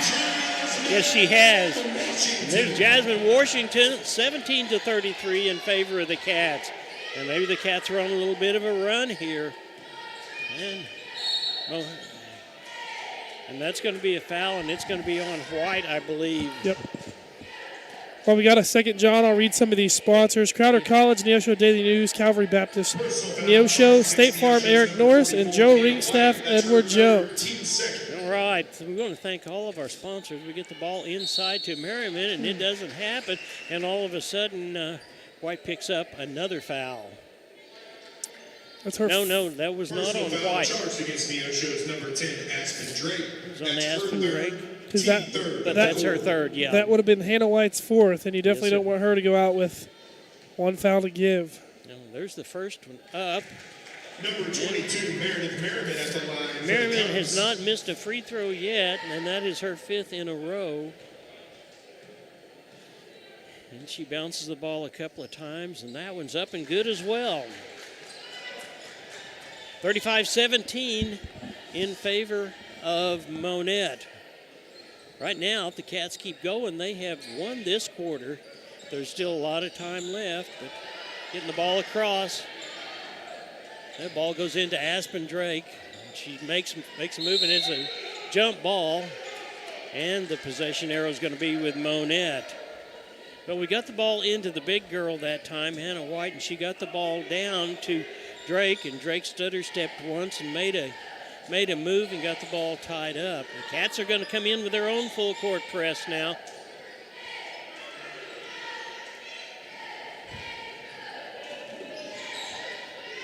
Jolie Bond with her speed hurries around, and Hassenry gets across the timeline. They're top of the key. Monett's going to set it up, and the ball goes into Wilson. And there's a foul, and that's going to be on Hannah Ward, who just came into Personal foul charged against Neosho's number 24, Emma Ward. That's Emma's first foul. Team 4th. That's the 4th team foul for the Cats already here in the opening of the 3rd quarter. Kylie Wilson. Well, Kylie Wilson took that ball, came all the way around underneath the basket, and put it up over the back of her head, and it went in. So I think that shot was picked up by Brownlee. Brownlee gets the ball back across. Wilson comes across the timeline. She's guarded by Emma Ward. Finley Wilson with the ball, gets it inside to Merriman, and it does not go. And Drake trying to keep the ball inbound, steps out with it, so Monett will bring it in underneath their basket. Back into the game for Neosho, number 3, Journey Burkhart. Journey Burkhart back in the ball game, and Jolie Bond is out. She'll take a well-deserved rest. And they get the ball back out to Merriman. Merriman gets the ball into Wilson. Wilson puts it up, and Burkhart's the one that makes the rebound. And the ball comes into Jazz Washington. She puts it up good. Good look by the freshman there. That was a nice move by the freshman, Hannah White, that time to come across and see that Washington was down right next to her. She could have taken the shot, but selfishly she wanted to give it to Washington in order to make the score. And the Cats get a loose ball, and here they come again. Burkhart across, gets the ball over to White. White puts it up, and it's no good, and it is going to bounce off of her and be out of bounds. And Journey with good pass by Journey to set up White there, just couldn't finish. Yeah, that's exactly right. Like a quarterback finding his biggest receiver out there in the end zone. Yeah. And here come the Cats with their own full court press. Ball goes across to Finley Wilson. She brings the ball across the timeline. She's being guarded by Emma Ward, and she's over in this far corner. And now there's the foul on Ward.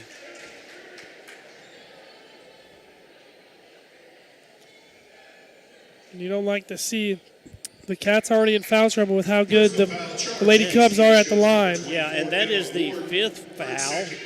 Team 5th at the line, shooting 2 for the Cubs is number 4, Finley Wilson. Here's Finley Wilson. That first one is up and good.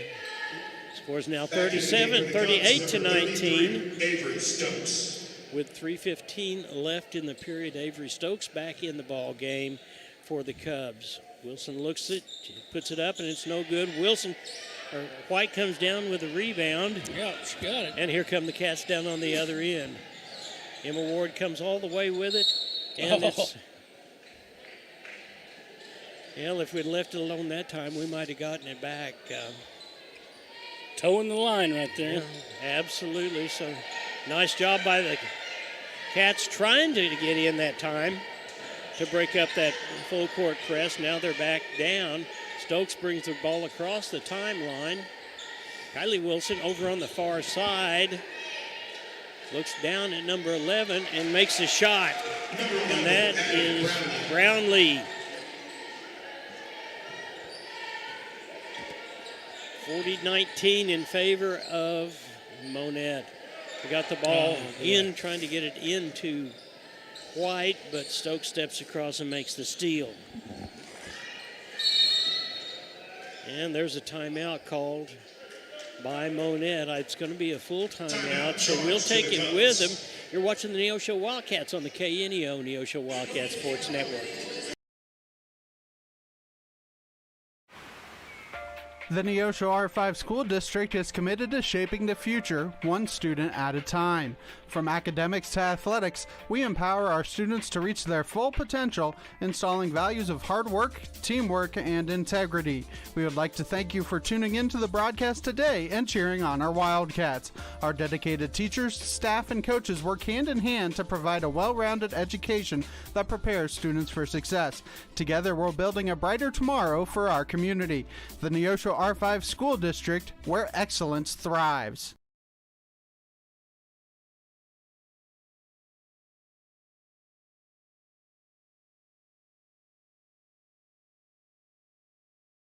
And welcome back to the Wildcat Fieldhouse. 8 seconds left in this full timeout taken by Monett.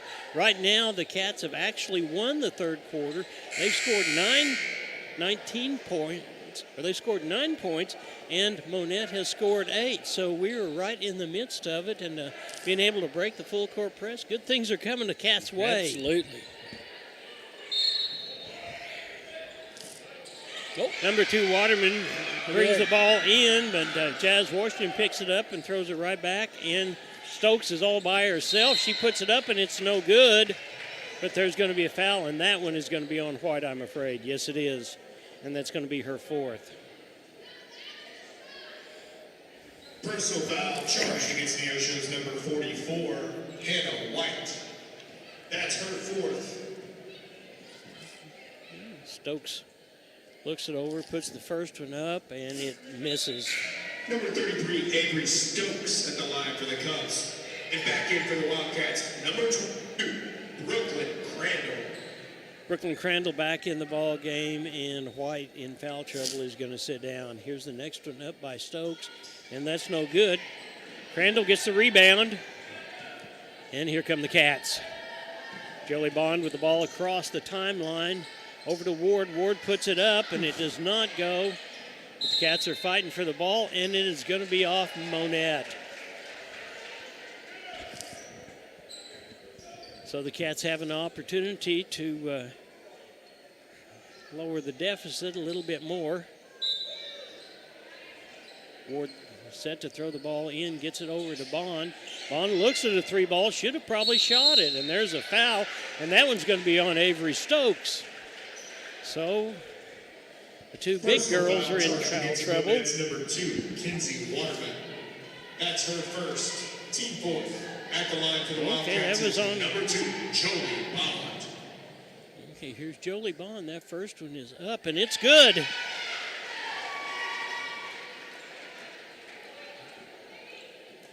So far, she is 3 for 3 from the free throw line. And then she had a three ball. Here's the next one. It's up and good, too.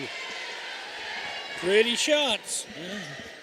So with 2:02 left, the Cats are within 19.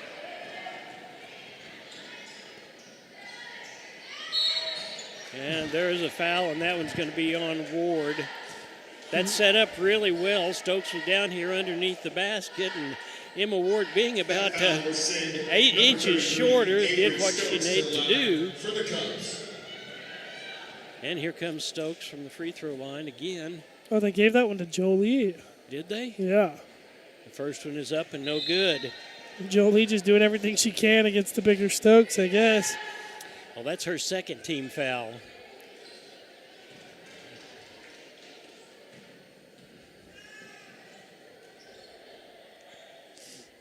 Stokes puts that one up, and it goes in. Well, apparently there was a lane violation that I didn't catch. I was going to say, was that not her? In there, so she gets the first one over, and she makes good on it. And that second one is up, and it is no good, but Crandall comes down with it. It's the ball over to Bond. Bond into the middle, and there's a foul, and that one's going to be on number 2. That is Waterman, and that's her second foul. And both teams in. And there comes a three ball, and it's not going to go, but that is going to be for Neosho gets it. Burkhart shot the three ball. It didn't go, but apparently there was came off of one of the Cubs, and the Cats have got a chance to score it again. 56 seconds left in this period of play.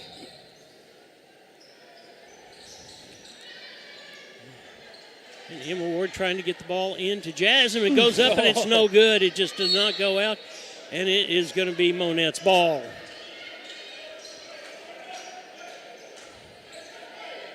(24-41) in favor of Monett. The Cats continue to chip away, and there is a hold, and that is going to be on 24. That is Ward. Coach Whitten trying to say she pushed off.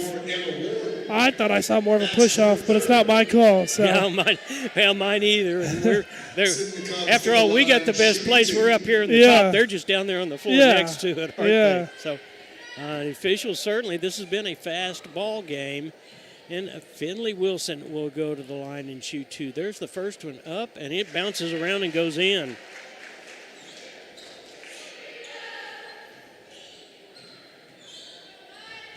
She's made the front end of, well, I've jinxed that. She makes both of them that time. And there's a foul, and that's going to be on Hosenry. And Hosenry's got 1, 2, 3. That's her 4th foul. Personal foul charged against Monett's number 21, Callie Hohensi. Her 4th. And that is going to take Brooklyn Crandall to the line to shoot 2. Number 22, Brooklyn Crandall. That first one is up and good.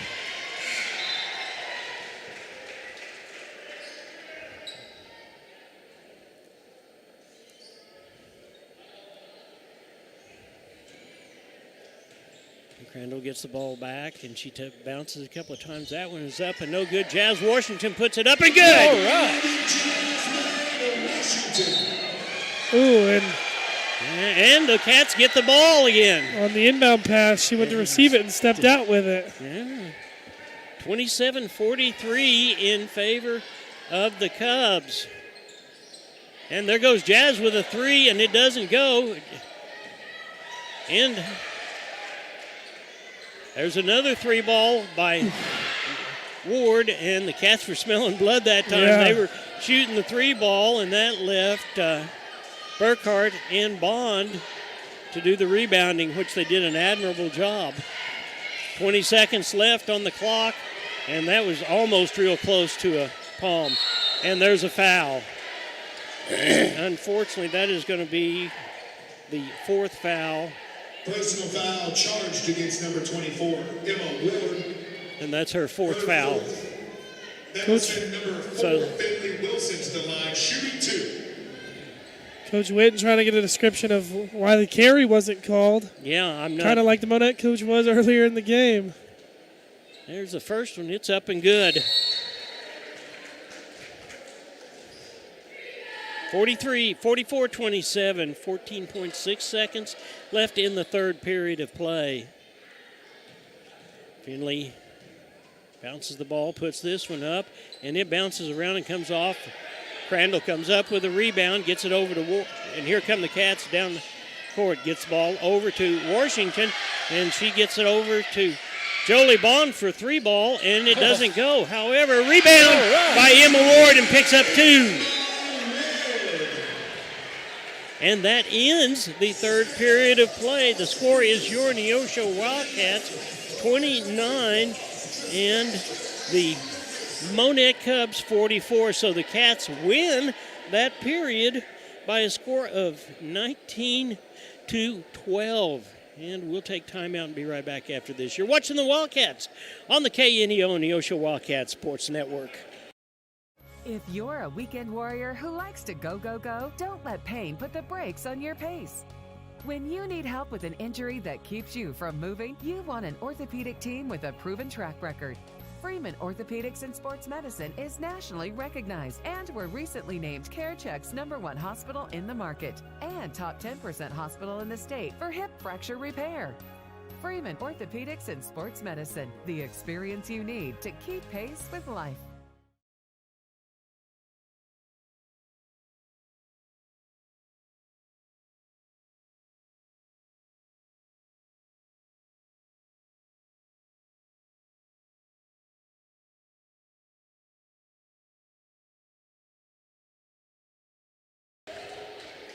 We're ready to start the fourth quarter at the Neosho Gymnasium, Neosho Fieldhouse, I lovingly refer to it. Cats down by a score of 29-44, but they won the third quarter, and they won it in fashion. They broke the press. They were able to hit some three balls. Jolie Bond showed us that she came to play, and that's exactly what's happened. She had 1, 2, 3, 4, 5, 6, 7 points, and there is a turnover. And the Cats with 7:55 left in the fourth period. Cats will bring the ball in. 2 or 3 Cats are in foul trouble, and that can make things difficult for us. Emma Ward brings the ball in. She gets it over to Washington. Washington back out to Bond. Bond over to Brooklyn Crandall. Crandall back over, and looks like we're just going to play pass around. And that's exactly what the Cats are going to do. Nice job of just continuing to pass the ball around and be very active, but that ball's taken away by Wilson. And nice job defensively by Crandall that time to keep her from getting the breakaway. Kylie Wilson with the ball. Looks like she's trying to get it to the outside. Gets the ball into Waterman. Waterman over to Merriman. Merriman back over to Wilson. And there is a foul, and that's going to be on Jolie Bond. That'll be... Personal foul charged against Neosho's number 2, Jolie Bond. That's her third. First team of the quarter. Back in for the Cubs is number 33, Avery Stokes. Avery Stokes back in the ball game, and Waterman is out. Wilson going to trigger it in, gets the ball over to Stokes. Stokes is up and no good, but the rebound is taken by number 22, and that is Merriman. She'll go to the line and shoot 2. Personal foul charged against Neosho's number 22, Brooklyn Crandall. That's her fourth. That's Crandall's fourth. At the line for the Cubs, number 22, Meredith Merriman. I don't think that's somebody we want to foul. Oh, she missed one. Hey. How about that? The reverse announcer's jinx. Yeah, she was 6 in a row before that one. She dribbles the ball, puts it up, and that one doesn't go either. Crandall comes down with the rebound, and she comes across half court, gets the ball over to 24, Emma Ward, and that's up and good, but it's a 2-ball.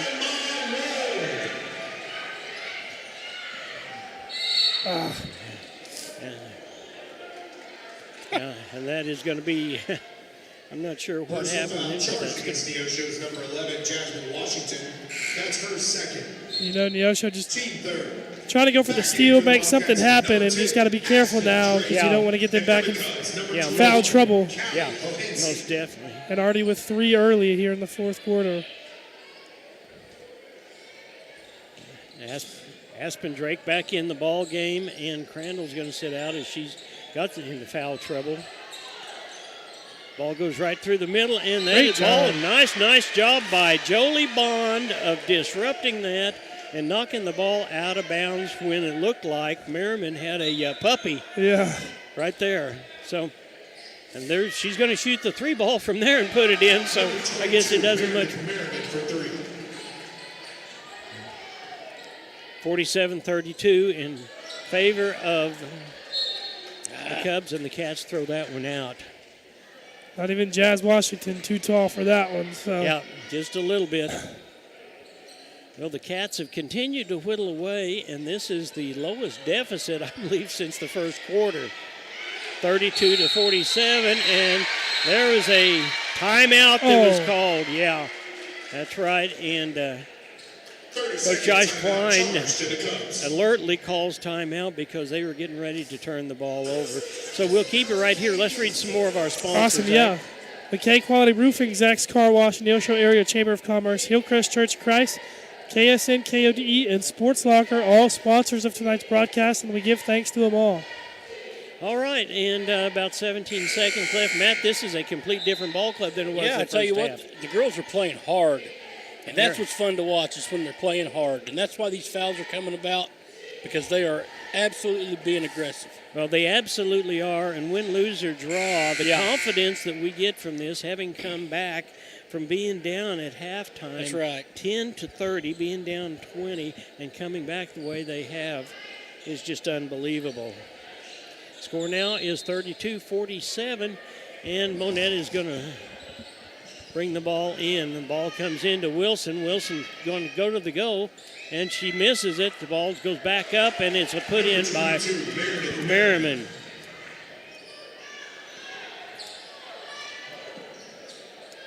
Cats doing a good job of getting the ball down the court before Monett has a chance to trap him.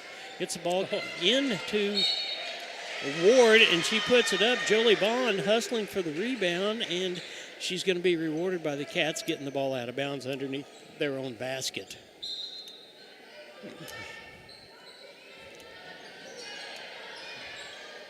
Well, Cats threw that ball in right into a couple or 3 big trees. And Monett comes up with it. Ball gets over to Merriman on the inside. And Wilson gets the dead ball and gets it over to the other Wilson, and she picks it up. She's been reasonably quiet in this half. She's only got 4 points in this half. Emma Ward is stuck, and we call timeout. So it looks like it is going to be a 30-second timeout. Zach, let's talk about some more of our sponsors. Awesome, yes, sir. Neosho School District, People's Bank of Seneca, Missouri Southern State University, Dig Right Equipment Rental, Compton CPA Group, and First Community Bank. Yeah, and we're so very, very grateful for all those sponsors. And we hope this evening is kind of broken up your evening, but don't stop. We've still got a lot of basketball to play. After this ball game is over, we'll have a boys varsity game as they take on the Hound Dogs from Aurora with new head coach over there, Callan Calaver. And we're excited to be able to bring that ball game to you as well. So here we go. The Cats are bringing the ball in, and they're doing a nice. Hannah White is back in the ball game, and there's a 3-ball that's put up, and Cats come down with it, and there's a foul. And that is going to be on number 22. That is Merriman.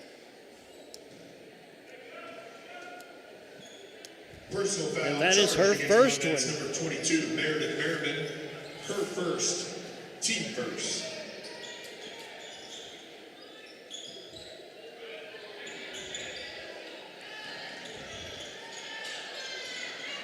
Jolie Bond with the 3-ball. It's up and no good. Hannah White just comes up with it and gets it to Washington, but there's a foul, and I believe that is going to be on Stokes. No, that's not true. It's going to be on number 13 second. That sends number 11, Jasmine Washington, to the line, shooting 2. Jazz will go to the line and shoot 2. That foul was on Merriman. There is the first one. It's up and no good.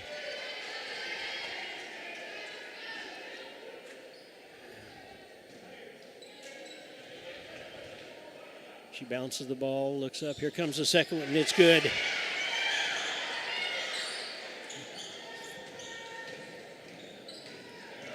And here comes Monett across the timeline with Finley Wilson back over to Kylie Wilson. And that ball is knocked down by Washington. And Monett comes up with a loose ball. Hassenry over to Finley Wilson, and she hits a 3-ball.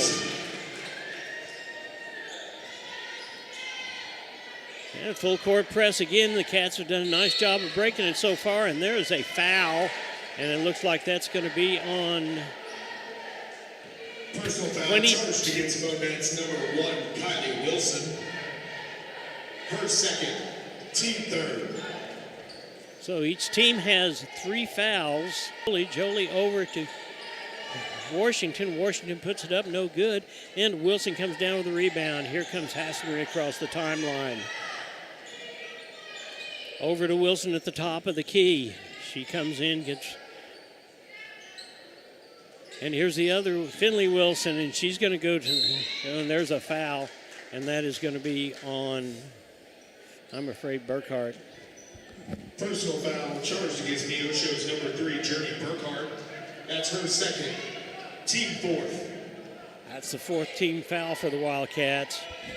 And there's the ball up at the top of the key, and it's up and no good, and White comes down with the rebound. Over to Jolie Bond across the timeline. Jazz Washington goes to the inside, and there is another foul. That's going to be on. Personal foul charged against Monett's number 4, Finley Wilson. That's her 4th, team 4th. Back into the game for the Cubs. Number 2, Kinsey Waterman. And number 11, this ball game may be a ball game of attrition to see who does not foul out first. The ball coming in, Jolie Bond gets it into Jazz Washington. She puts it up, and it goes. Oh, nice shot.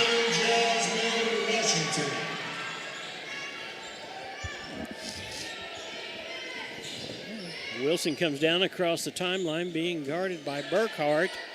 Over to Merriman. Merriman back over to Waterman. Waterman back to Wilson. Waterman over on the far side, and there's a foul on Jazz.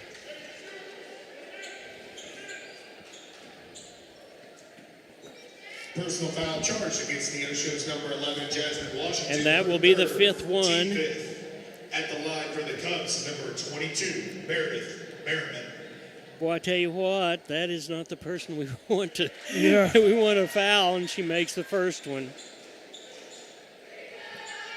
55-35, 20-point lead by Monett. 3.5 left, and there's the next one. It's up and good.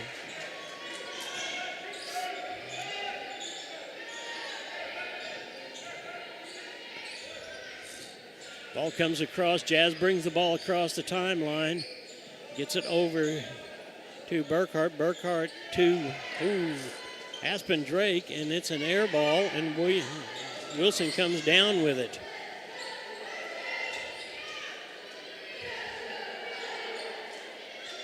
Wilson goes all the way around the far side to Merriman. Merriman's going to the goal, and there is a foul. And that is going to be on Jolie Bond. And that is going to send Wilson to the line. Kylie Wilson to the line to shoot Foul two. charged against Neosho's number 2, Jolie Bond, her 4th. At the line, shooting 2 for the Cubs. Number 1, Kylie Wilson. It's Kylie's first trip to the line, and she sinks the first one.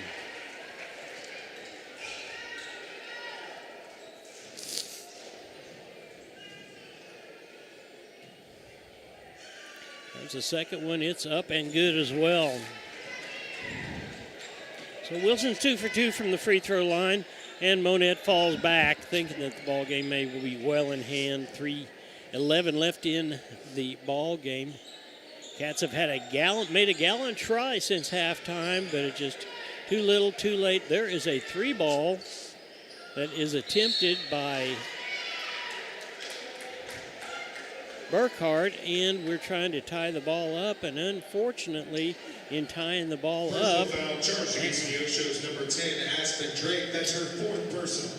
Aspen Drake's 4th That'll send the personal Cubs foul. number 33, Avery Stokes to the line, shooting 2. Stokes goes to the line, and she'll shoot 2.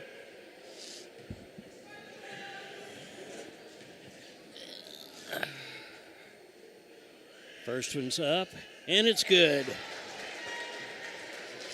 Boy, the one time we need him not to hit free throws, now they're doing just that. 2:58 left in the ball game. Cats are down by a score of 35-59. Here's the second one. No, and there's lane violation, and it's going to be on Black. She came out and moved. The Cats will get the ball. So Monett falls back into their half court. And here comes Jolie Bond across the top of the timeline. And she's going to shoot a 3 ball. And that ball bounces around, and it is taken by Waterman. Waterman over to Wilson. Wilson back to Waterman across the timeline. Over to Merriman to Stokes. And they're just going to pass the ball back and forth. And Wilson looks like she's going to the goal, and she is, but there's a foul in the process. And that foul is going to be on Burkhart, and I believe she's done. Personal foul charged against Neosho's number 3, Journey Burkhart. That's her 3rd. That's her 3rd foul. That'll send Monett's number 1, Kylie Wilson, to the line. Kylie Wilson, I said she had not been to the line. She's actually 2, 3, 4 now. 4 for 5 at the free throw line. And there's the next one. It's up and no good, but Hannah White comes up with the rebound. Cats bring the ball down across the timeline, and the Cats are going to have to shoot some 3 balls, and Burkhart does, and she sinks one.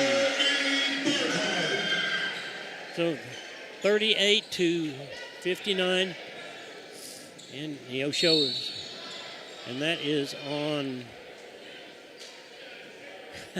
That is on Drake, and she is out. 10, Aspen Drake. That's her 5th. And going to the line to shoot 2. That'll send Monett's number 11 to the line, shooting 2. And that is Brownlee.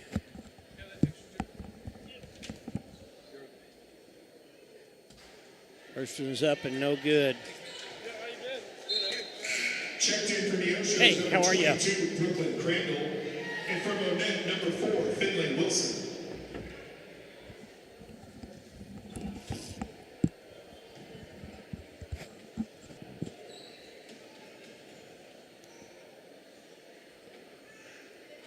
And the second one is up and it's good. Checking in for Monett, number 21, Callie Bohensi. 2 minutes and 7 seconds left, and this ball game is over.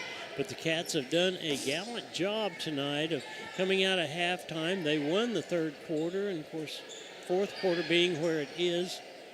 Hannah White puts the ball up. It just will not go against. Never Say Die are going to continue to try to put the full court press on as the ball comes across half court. And the ball goes from Wilson to Wilson, and Kylie Wilson is handling the ball.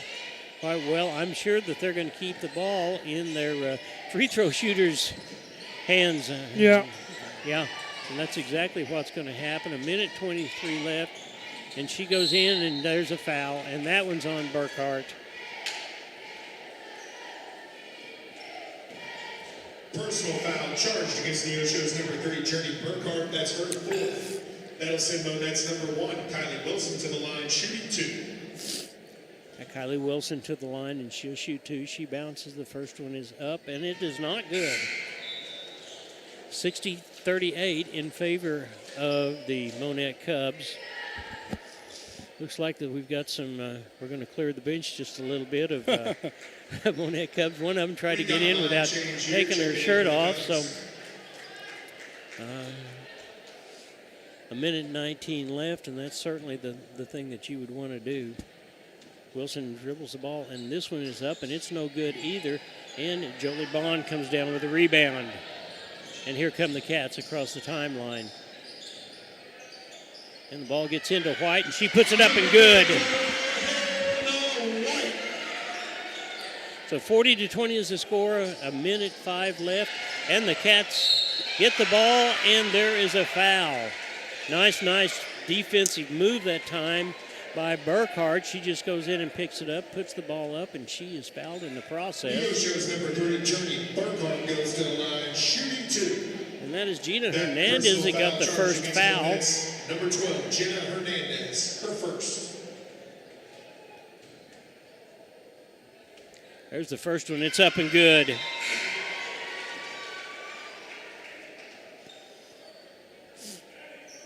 Back in for Monett, number 2, Kinsey Waterman.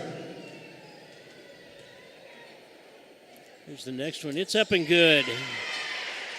So Burkhart is 2 for 2 at the free throw line for the night. 59 seconds left, and the ball just gets across the timeline. Monett just gets it across the timeline, and they throw the ball out. So the Cats will pick it up with 50 seconds left.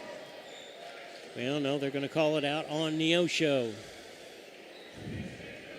Remind you to stay tuned for the next ball game where the Neosho Boy Wildcats will take on the Aurora Hound Dogs. Journey Burkhart once again disrupts and picks up the loose ball and scores. 44-60, 37 seconds left in the ball game.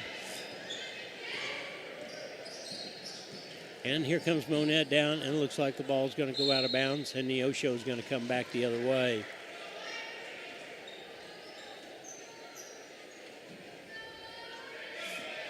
And here comes Neosho. Burkhart bringing the ball across the timeline, gets it over to Bond. Bond gets it into Hannah White. She puts it up, no good. It's rebounded by Brownlee. Brownlee comes across the timeline, and there's a foul, and that is going to be on White, and that's going to be her 5th, I'm afraid. Yep. Personal foul charged against the Wildcats. That'll send Monett's number 11, Addie Brownlee, to the line, shooting 2. And in for Neosho, number 24, Emma Ward. Hannah Ward into the ball. Emma Ward into the ball game for the Cats, and was White fouls out. Browning at the free throw line. There's the first one. It's up, and it bounces off the top of the front rim, and it does not go.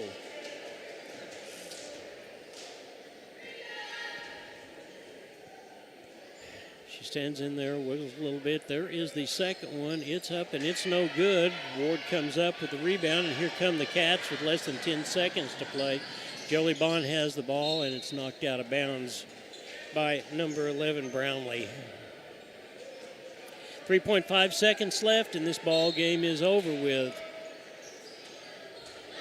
And there's the ball. It goes to Burkhart. Burkhart back to Browning, and it's no good. So their final score, Neosho Wildcats 44 and the Monett Cubs 60. We're going to take time out for this, and we'll be right back. You're watching the Neosho Wildcats on the KNEO Neosho Wildcat Sports Network. Family Market, located at 201 North Neosho Boulevard, is your friendly hometown grocery store with delicious deli and the best selection of fresh meats and beautiful produce. Family Market can also take care of all your catering needs. Whether your upcoming event is big or small, Family Market can handle it all. Call 451-0057. That's 451-0057. Check out the Family Market Facebook page for weekly specials. Go Wildcats from Family Market of Neosho. It's never too early to start saving for next Christmas. Open a 2026 Christmas Club account at First Community Bank and earn an impressive 4.00% APY. We're here for you. We're helping you plan ahead so when the holidays roll around, you can focus on what really matters most. Save a little each month, and by next season, you'll be ready to celebrate without the stress. Start saving today at firstcommunity.net or stop by your nearest location. First Community Bank, where community comes first. Member FDIC, APY equals annual percentage yield. Chapman Sawmill and Hardwood Lumber is located at 17402 Kentucky Road in Neosho. They specialize in custom woodworking, wide plank flooring, and custom sawing. They make headboards, dining tables, coffee tables, and even stairs for a staircase. For more information and see some of their work and get pricing, call 417-438-5507.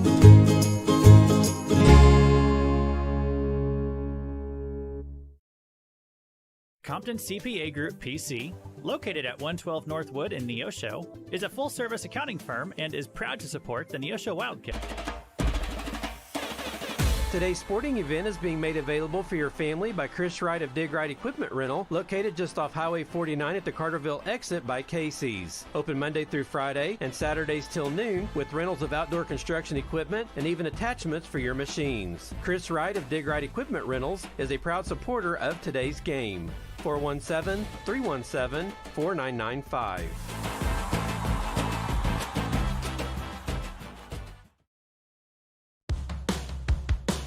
Looking for extra space near Neosho? At 86 Mini Storage, we offer secure open parking for RVs, campers, and vehicles. Plus, we have a selection of storage units that can hold whatever you need. Conveniently located in western Neosho with 24-hour access for our customers, and right now, your first month is free. To find out what spaces are currently available or request a unit, visit 86ministorage.com or call 417-621-1601. A business impact partner of KNEO is ProLube Tire and Auto Center in Neosho. Serving the area since 2001, they're open Monday through Friday from 7 a.m. to 5:30 p.m. ProLube Tire and Auto Center offers tire and brake repair, as well as transmission service, front-end alignments, and more.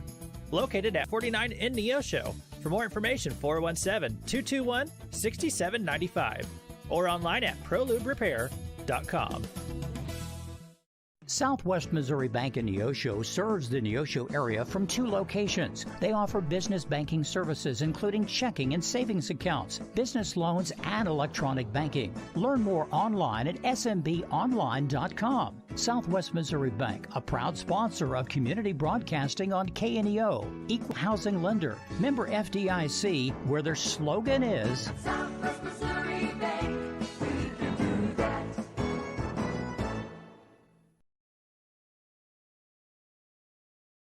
Today's Wildcat game is brought to you by Edgewood Bowling Center of Neosho, Missouri. Located at 2811 Gardner Edgewood Drive, they now have new synthetic lanes for adult and children bowling leagues and a smoke-free environment. They also have a certified pro shop and hosting for private parties.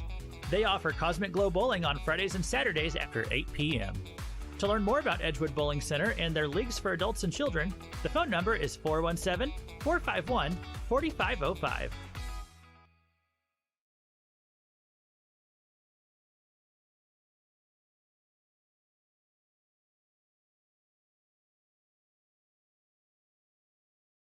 The Freeman Family YMCA is a proud sponsor of high school sports. Serving the 4-state area, the Freeman Family Y believes in putting Christian principles into practice through programs, building a healthy spirit, mind, and body. With 2 locations to serve the area in Grove, Oklahoma, and Neosho, the Freeman Family Y open 5:30 to 9 Monday through Saturday, 1 to 5 on. Go online to ymcaswmo.org or call us at 417-455-9999. Financial investments are very important, but so are the investments of time, patience, and encouragement our young athletes receive from their coaches, teachers, and mentors. Joe Ringstaff, your Neosho Edward Jones financial advisor, understands this. That's why Joe Ringstaff is a proud sponsor of the Neosho Wildcats on KNEO. For all your investment needs, call 417-451-7789 or stop by the office at 2502 Lusk Drive, Suite D in Neosho. Edward Jones, making sense of investing. Member SIPC. Today's Wildcat game is brought to you by Edgewood Bowling Center of Neosho, Missouri. Located at 2811 Gardner Edgewood Drive, they now have new synthetic lanes for adult and children bowling leagues and a smoke-free environment. They also have a certified pro shop and hosting for private parties. They offer Cosmic Glow Bowling on Fridays and Saturdays after 8 p.m. To learn more about Edgewood Bowling Center and their leagues for adults and children, the phone number is 417-451-4505.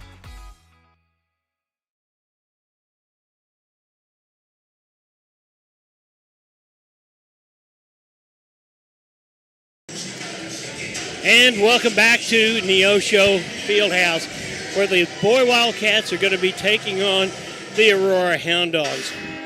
Hound Dogs come in with a record of 0-1 in this young season, and their new coach, Carson Culver, fresh from competing for 6 years at college, and he says the pressure and competition is important as he molds this new ball club that was 20-9 last year.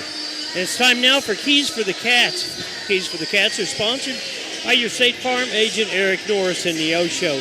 Located at 437 West Kohler Street in Neosho, Eric and his team offer a variety of insurance services for individual and businesses. Learn more online at ericnorrisinsurance.com, or the phone number is 417-451-6666. Matt, what have we got to do to win the ball game tonight? All right, let's go with C. Come out to play first, play hard, put on a good show for the hometown fans. You know they're all here to watch you play. Let them enjoy it. A, aggressive. Play hard to the end of both halves. T, threes. Let's set up important plays and allow us to hit three-pointers. And S, it's simple. Let's not make the game any harder than it is. Let's make all the shots count, especially the free throws. All right, and that's what it's going to take. The Keys to the Cats brought to you by Eric Norris, your State Farm agent. Zach, we had the COC West Class 5 honorees for football, didn't we? Yes, sir. So first team, it was Everson Tomlinson on the offensive line and defensive line. Keyshawn Roan was the first team running back, and Haven Plummer was the first team wide receiver. Second team, Gabe Bustede on the offensive line. Blaine Patterson was the second team quarterback, and Lincoln Howard was the second team defensive back. On defense, second team, Jackson Earl on the defensive line, Kobe McGehee at linebacker, Cayman Roan at safety, and Oliver Martin at defensive back, all made second team defense. So congrats to those guys. All right, congratulations to those guys for a hard-fought season, and we're really grateful to be able to watch them all year long. Aurora has exactly one lone starter, and that is a senior guard out there in Kason Brown. He's got a couple of sophomores along with him. On the other side, the Cats have got a trio of starters, which includes Caden Asbury, who was the leading scorer last year with 13.3 points. We were going to be playing a four-guard set after talking with Coach Zane Culp, and that set is going to include football standout that you just mentioned, Oliver Miller, Jaden Fisher, and junior John Branscombe. With Branscombe doing the ball-carrying duties to bring the ball down, we're excited to be able to see if we can't make all that work. Justin Branscombe, I said John, I did not mean John, but I mean Justin. So we will get this ball game underway in just a few minutes. And, of course, on the inside is going to be the guy that was probably the most improved player last year. That's junior 6'5", Zach Forsythe. He just continued as the year went on. He played a lot of ball as a sophomore, and he learned just a whole lot. Coach Zane Culp is in his 9th season at the helm of the Cats, and they're looking to get going and get going well. Also, a couple of other football players as well. We'll see names of Mason Spiva and Haven Plummer on this ball club. We're going to take another time out, and we'll be back. You're watching the Neosho Wildcats on the KNEO and Neosho Wildcats Sports Network. Healthcare doesn't have to be complicated. At the Free Market Physician in Neosho, you pay just one affordable monthly fee, and that covers all the checkups and routine care you need. No insurance hassles, no surprise bills, just unlimited access to your doctor when you need them. Whether it's a quick visit, telemedicine, or ongoing care, you're covered. Find out how simple healthcare can be. Call 417-312-9499 or visit freemarketphysicians.com. That's 417-312-9499. If you're a weekend warrior who likes to go, go, go, don't let pain put the brakes on your pace. When you need help with an injury that keeps you from moving, you want an orthopedic team with a proven track record. Freeman Orthopedics and Sports Medicine is nationally recognized, and were recently named CareCheck's #1 hospital in the market and top 10% hospital in the state for hip fracture repair. Freeman Orthopedics and Sports Medicine, the experience you need to keep pace with life.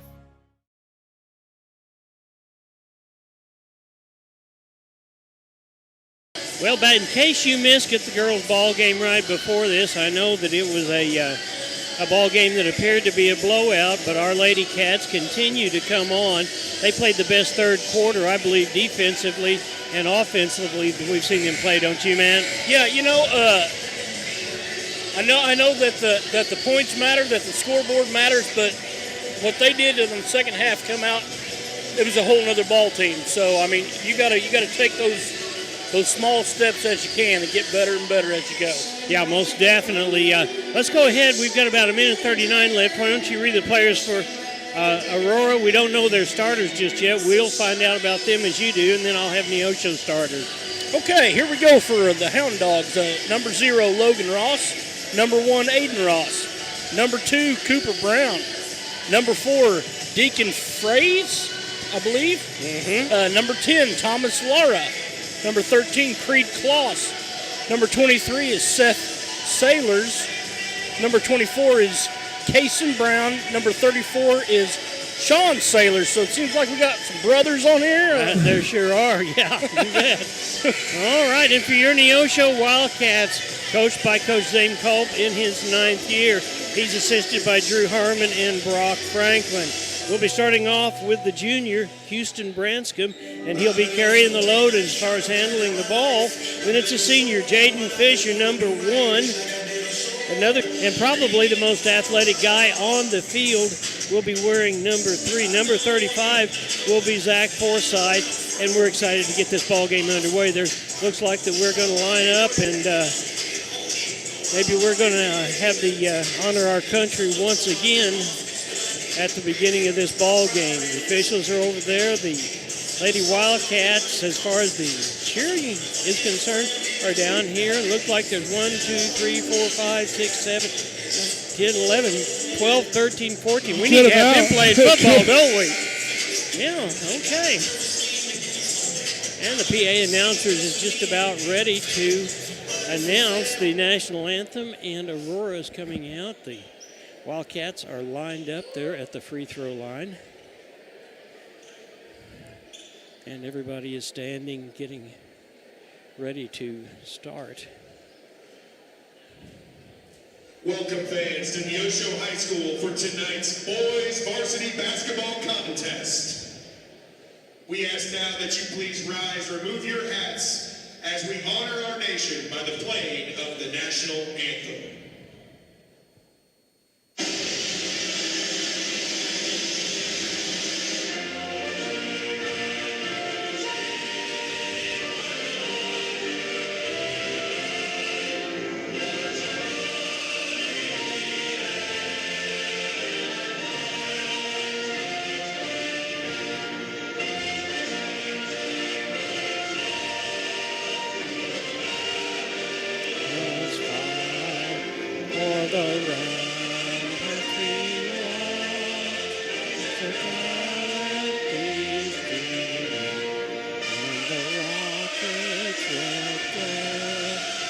bombs bursting in.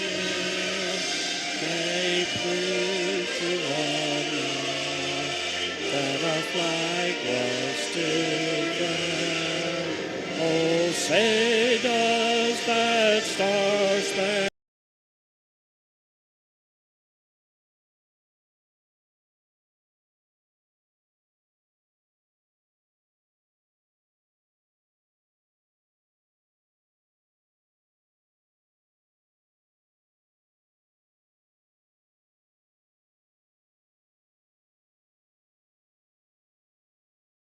get this ball game underway here in just a minute. Both teams are going back to their respective benches. Cats went to Pea Ridge, Arkansas and played in a tournament. They currently come in with a record of 1-0 in this early season. And we're getting ready to announce the Hound Dogs of Carson Caliver in his first year as a head coach. Yeah, we may get going here in a minute or two. The first time we've actually had a what you would consider a Super Tuesday. So here we go. And Cooper Brown, the sophomore, will be on the outside. Number 4 is the senior, Deacon Friends. Number 24 is Cason Brown, a junior. And Creed Kloss, the sophomore. So we'll start off with several for this small young ball club. And we're ready to get the ball game underway. And as we said, things are dark, and here we go. Houston Branscombe for the Neosho Wildcats. The senior, Jaden Fisher. Jaden came in about halfway through the year, through his sophomore year, or towards the end of the year, and is competitive in baseball as well. Caden Asbury, the senior, wearing number 2, and then another senior will be wearing number 3, Oliver Martin. And then the big junior on the inside is Zach Forsythe. We're excited about this ball club. Coach Zane Culp has said it's been a weird couple of years. We knew that it was going to be tough, and he chose to play with this group. They've actually been playing together with the exception of Forsythe for 3 years, and they are primed and they are ready to make a statement in the COC. Yes, sir. We'll start off with Forsythe. Tipping for the Wildcats, and looks like that's number 41. And I don't have who is number 41 there. And that is, and the official held the ball, and there it is, and Forsythe gets it all the way back to Branscombe. Dad, I don't have a 41 on here. Branscombe coming in at 5'9", gets the ball around to Fisher. Fisher buries it for a 3. Way to start the ball game for the Cats.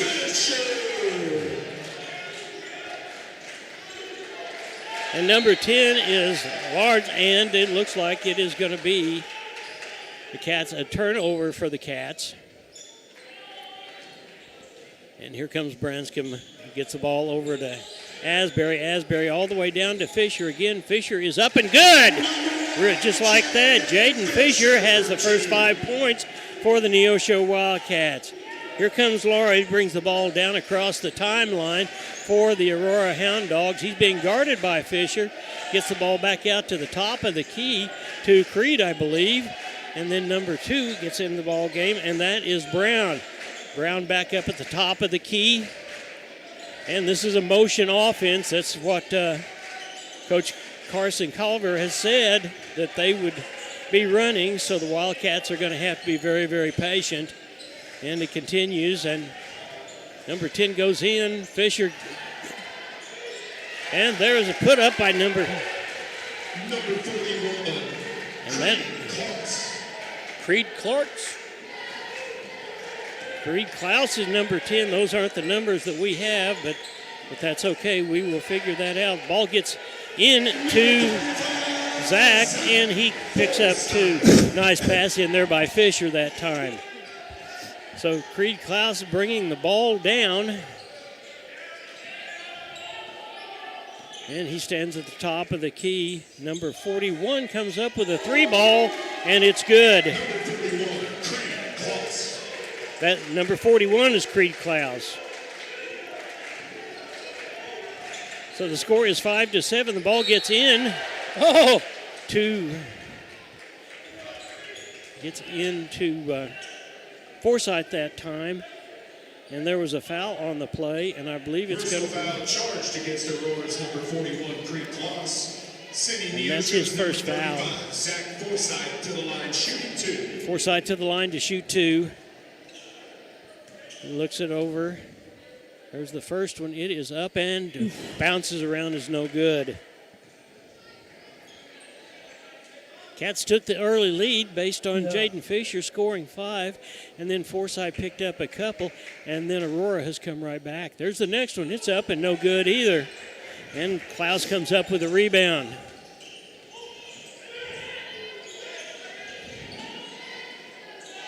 And Aurora does a good job of breaking the press, and Klaus picks up a rebound over on the far side.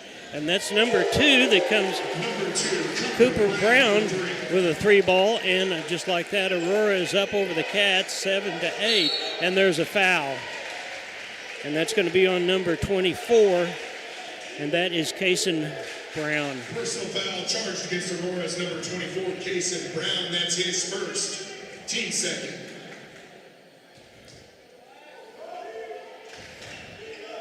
Full court press put on by Aurora. Cats get the ball across the timeline. Asbury has the ball at the top of the key. Over to Branscombe on the far side. Here comes the ball into Asbury. He puts it up and he's fouled. That's exactly what the Cats have got to do with the speed offense like this. We have got to take the ball. With four quicker guards out there, you got Forsyth down there in the middle.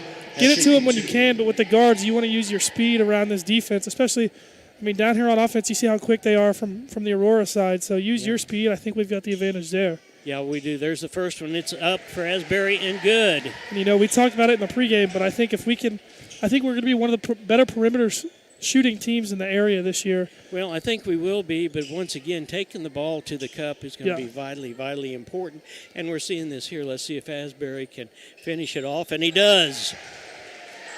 Caden Asbury, obviously one of the better all-around players, probably in the COC for sure, but probably in the state of Missouri. Yeah, probably so. And I tell you what, he's going to have a lot of opportunities to play somewhere else. And Aurora throws the ball away, and Forsyth comes good up find by up to Martin. Martin's up and no good. Tried to change hands midair. Yeah. There's number 2. Comes up with another big 3. That is Brown. That is his second 3 of the night already with 4:34 left in the first period of play. Branscombe, and he goes all the way to the hole, comes back, gets it back out to Martin. Martin looks like he wants to go in, doesn't. There's a 3 ball by Branscombe. It's not going to go, and Asbury comes up with a rebound.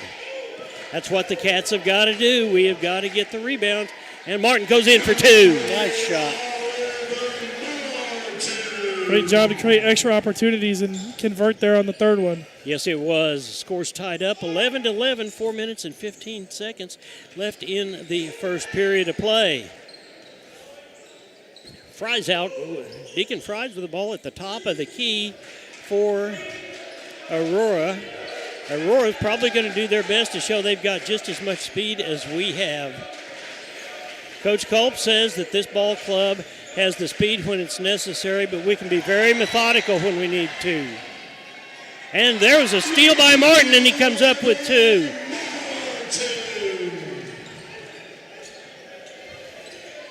And the Cats are up 13-10. Mason Spiva set to check in for the Cats. Ball over to number 2. That is Brown. Brown, and it's stolen by Asbury, and he comes up and it goes. And Coach Colliver says, wait a minute, I've had enough. the Cats do what they exactly said they were going to do. It is a 30-second timeout. So, Zach, let's thank some of our sponsors. Family Market, Farm Bureau, Josh Dotson, Affordable Propane, Show Me Real Estate, Edgewood Bowling, and the Big Nickel, all sponsors of our broadcast. Well, Matt, we said that with this four-guard set that we had a lot of speed. We were going to be methodical if we needed to, but we certainly had the opportunity to do what we did, and that's steal the ball three times. Absolutely, I'm telling you. Let's talk to Coach Whitten here for just a minute. Okay. Yeah. Here you go, Coach.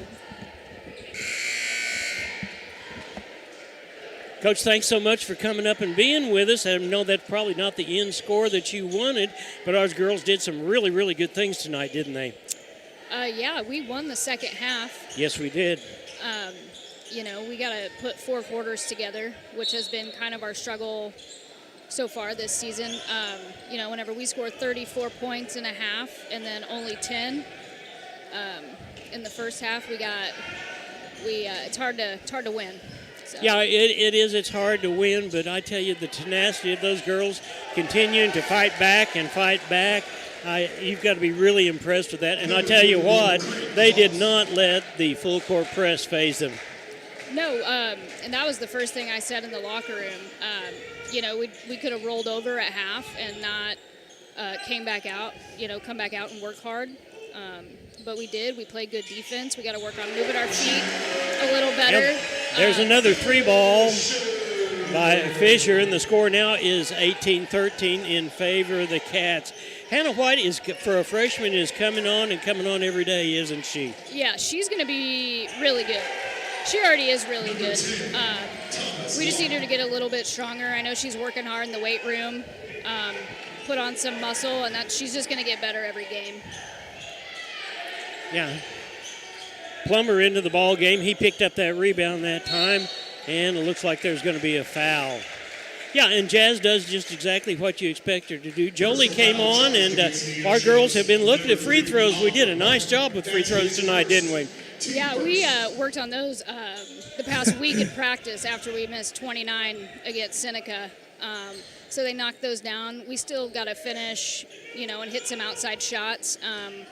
We'll continue working on that and some confidence to shoot the basketball whenever we're open. Well, it looked to me like we had a lot of good looks in the first half. We just didn't take the shots. And then when we started taking the shots, it looked like there was a lid on the basket. Yeah, and, whenever those kind of moments happen, I tell the girls, I say, go to the basket, get fouled, get some points at the free throw line. Yeah, absolutely. We will see you Friday night. We take on Lebanon Yellow Jackets. You know anything about them? We've seen their film. If we come out and play our game, I think we can beat anybody whenever we put a 4 quarters together. But until then, we're going to continue to struggle if we keep playing streaky basketball. Well, I tell you, with this group of girls, the old saying is the future looks really, really bright, but with your enthusiasm and the culture that you're trying to build here, it's not going to be long before these girls break out big. Yeah, they're buying in and working their tail ends off every single day, and it's starting to show. It's just some little confidence issues that we're addressing. It's a pretty special group, and I'm excited for conference play and to come out and surprise some people. And just play good basketball. All right, Coach, thank you so much for coming by. I appreciate it. Yep, thank you. You bet. Well, in the midst of all of that, the Cats have moved the ball back and forth. We hit a couple of 3 balls, and Oliver Martin is up to the line. The Cats are up by a score of 23-20 with the first one going up, and Martin sinks it. It is good. Now, the Aurora Hound Dogs have 4 fouls, and the Neosho Wildcats, which has been a bugaboo for us in the past, have got no fouls so far. Let's see if Martin has an opportunity to finish this one off good. Mason Spivey into the ball game, as well as Avon Plummer. Coach giving the kids an opportunity to break out and rest for a minute or two, and that one is good. Yeah, Neosho kind of going with a small ball lineup now. Obviously, Houston checks back in for Oliver. So, you've got Branscombe, Asbury, Fisher, Plummer and Spiva, probably one person over 6 foot, and that's probably Asbury right there. So well, Spiva is the book on him is 6'2", but I'm not sure that's the case. Yeah, nice job by Plummer that time to play defense in order to keep. There's a 3 ball that is up and is no good, and Plummer comes down with it, gets the ball down to Asbury. Asbury up and good. And, we talked about the perimeter shooting. Caden Asbury is probably the best perimeter shooter on this team, but he can get to the hoop just like that and create his own shot. Absolutely. There is a 3 ball that it's up and no good, and it looks like we're going to call that. Well, that's going to be a foul on Asbury. Neosho's number 2, Caden Asbury, his first. 2.5 seconds left in the first period of play. Cats are up by a score of 27-20. Matt, I'm not sure what we'd want them to do anything better. Do you? Hey, they're looking good. They're looking good, and it's fun to watch. Neosho 27, Aurora 22.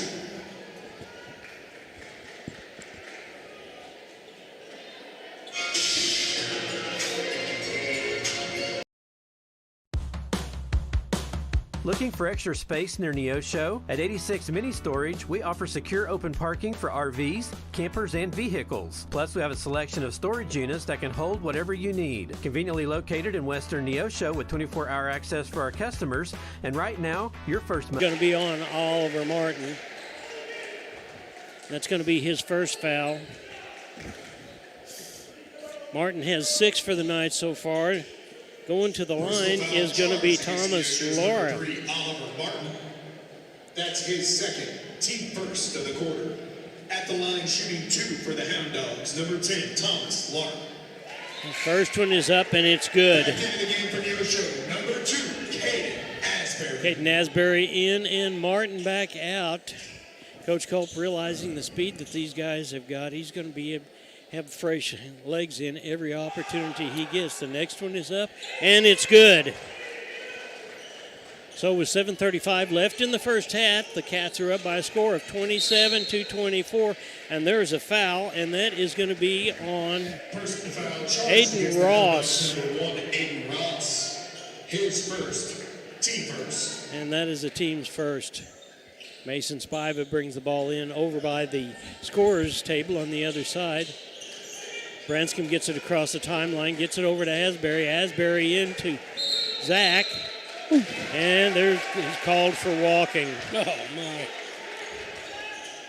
Well, that was the right idea. That was the right play to get the ball inside and mix it up just a little bit.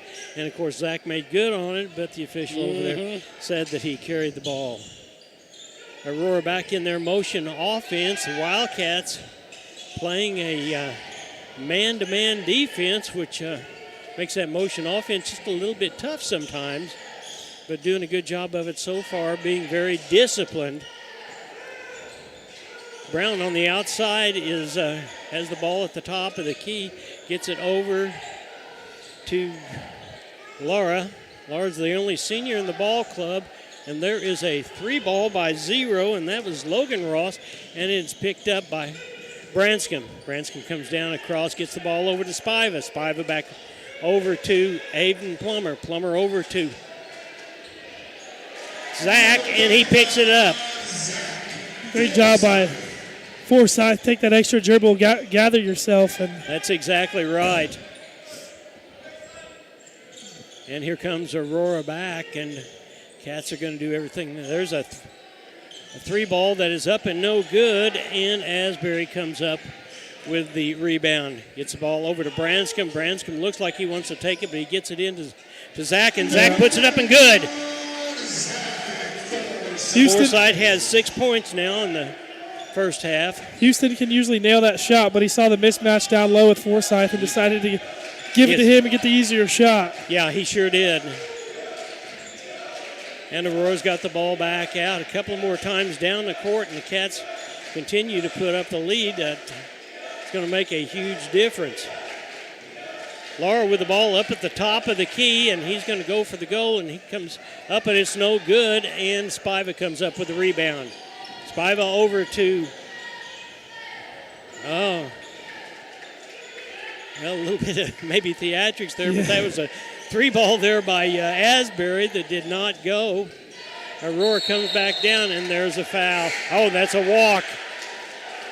Back in for Neosho, number 3, Oliver Martin.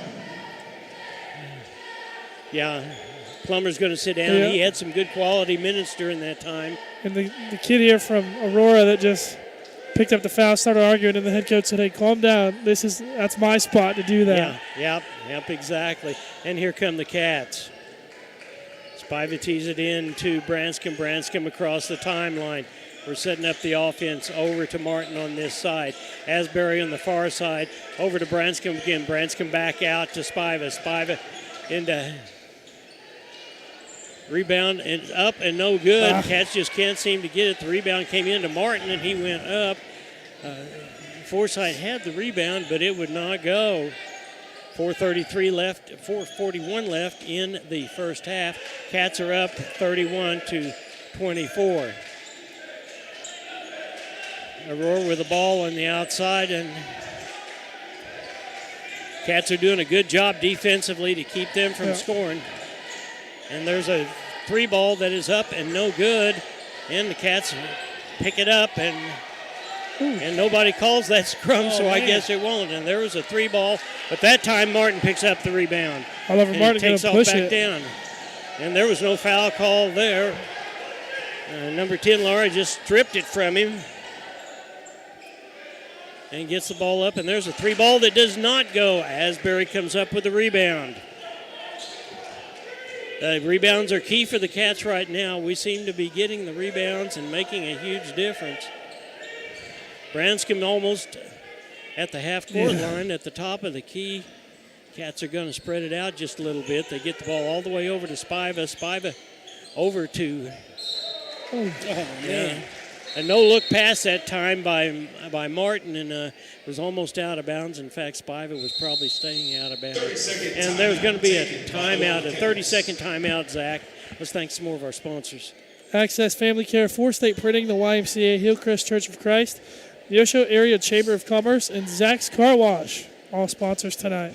Matt, you were with us a little while last year. These are very many the same ball players. In fact, they're all the same ball players, but it's a different look this year, isn't it? Yeah, you know, they seem to be putting everything together, and it's really good. This is really good play. Yeah, it is. The Cats are up by a score of 31-24, and they were getting ready to start this back up again. There'll be 3 seconds left. And here we go, 3 minutes and 36 seconds left in the first half.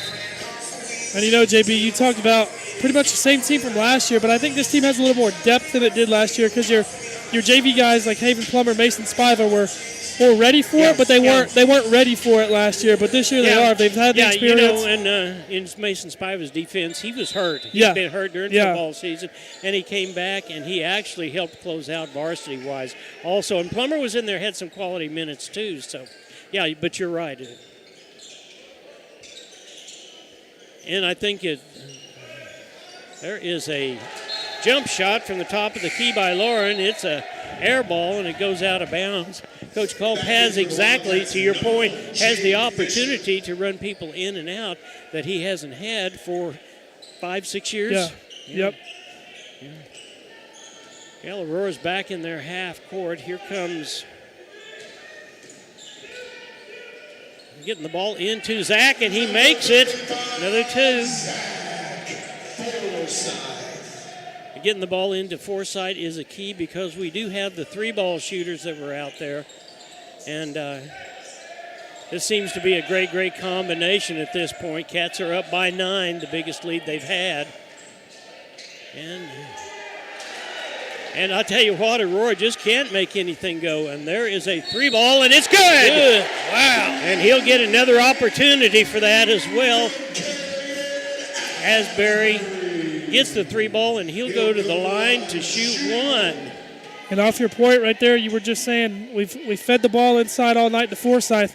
They're looking at Oliver Martin trailing Asbury, looking for the pass into the paint, and Asbury stops and makes him pay. Yeah, absolutely. So Asbury has a chance for a 4-point play here, and he dribbles, and it's up and good. So the Cats now are up 37-24 with 2 minutes and 39 seconds left in the half. Cats doing a good job of helping each other out, playing that man-to-man defense. Oh. And there is a travel. Or no, that's not a travel. That is a charge. Yeah, that was a charge. And that charge was on Laura. Number 10, Thomas Lark. Cade Asbury, we talked about it earlier. Yeah. One of the better all-around players probably in the state. He's showing why right now. Yeah, I tell you, there were a lot of college coaches looking at him last year. Yeah. I believe that we'll see quite a bit of that this year. You know, we found out during softball season that there were college coaches. There's another 3-ball that is not good. A little bit of a heat check there from Asbury. Yeah. And he gets the ball over to Fisher. Fisher comes into Martin. Martin up, and it's not good. Martin gets his own rebound, and he puts it back up. It does not go. Forsythe gets it and puts it in. We had coaches from Loyola Marymount. We had coaches from Penn State. We had coaches from Iowa that were looking at our softball girls. So college coaches have found out that we can provide quite a little bit of service for some of our own players. Nice job by... and there is a foul. I was going to say down here at this other end, and I don't know whether we caught it or not. Great job by Forsythe of boxing out and being able to pick up that rebound. Charge against Aurora's number 41, Creed Klaus. Yeah, that's Klaus, and that is his third foul. Martin will go to the line. And shoot two. The defensive boards is definitely one stat in basketball that you want to be ahead of in a game. You bet. And there's the first one. It's up and good. Back in for Neosho, number 10, Mason Spiva. Mason Spiva comes in, and Forsythe goes out for a well-deserved rest.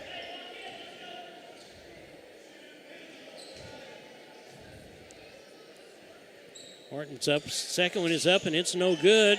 But, ball is going to go wide. Nice job by Mason Spiva that time of battling for that, and it coming off Aurora, so the Cats will bring it in underneath their own basket. Spiva bringing it in, and he gets it over to Plummer. Plummer back out to Fisher. Fisher at the top of the key to Asbury. A big three-pointer. Good! 43-24 in favor of the Wildcats. A minute 25 left. And Asbury's really found his shot here in the second quarter. He has.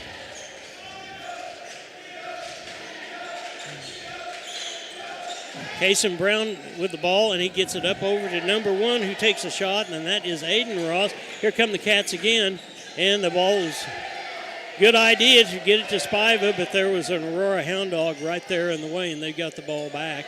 That ball is up, and it's no good, and it is Asbury that comes up with the rebound.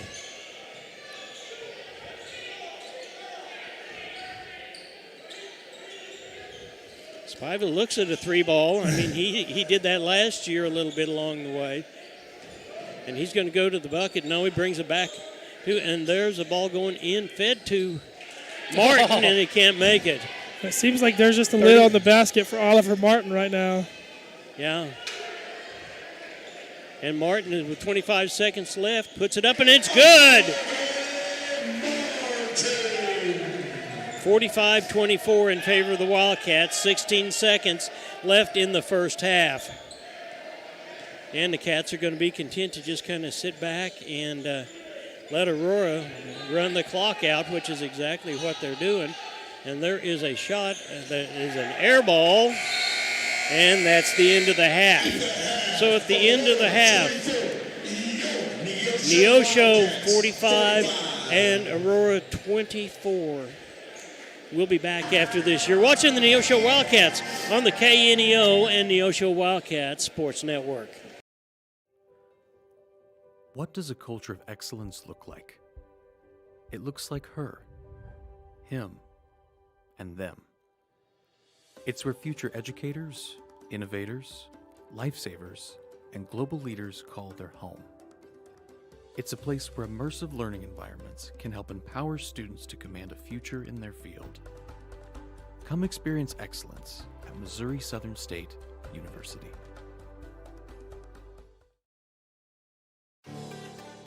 The Neosho Area Chamber of Commerce invites you to download the new Experience Neosho app, available for free on the Apple and Google Play Store. Your guide to eat, shop, play, and stay in Neosho, and your direct link to KNEO Wildcat Sports. Download the app, register to win weekly prizes, and listen to your favorite Wildcat sports. Good luck, Wildcats. We can't wait to hear you ring that bell. At Calvary Neosho, we aren't your grandmother's church, because she lives in Akron, Ohio, and that would be a terribly long commute for church. But if she did live in Neosho, we at Calvary would be delighted to have her come visit us. And since you live here, we would definitely like you to come visit us. Then, when your Nana comes to visit for Christmas, you can bring her to church and introduce us to her. We're sure she is a delightful lady. You can find us at Facebook/Calvary of Neosho, or join us in person at 3650 Oak Ridge Extension. We gather for worship Sundays at 10:30 a.m. Calvary Neosho. Not your grandma's church, but we'd sure like to meet her. Healthcare doesn't have to be complicated. At the Free Market Physician in Neosho, you pay just one affordable monthly fee, and that covers all the checkups and routine care you need. No insurance hassles, no surprise bills, just unlimited access to your doctor when you need them. Whether it's a quick visit, telemedicine, or ongoing care, you're covered. Find out how simple healthcare can be. Call 417-312-9499 or visit freemarketphysicians.com. That's 417-312-9499.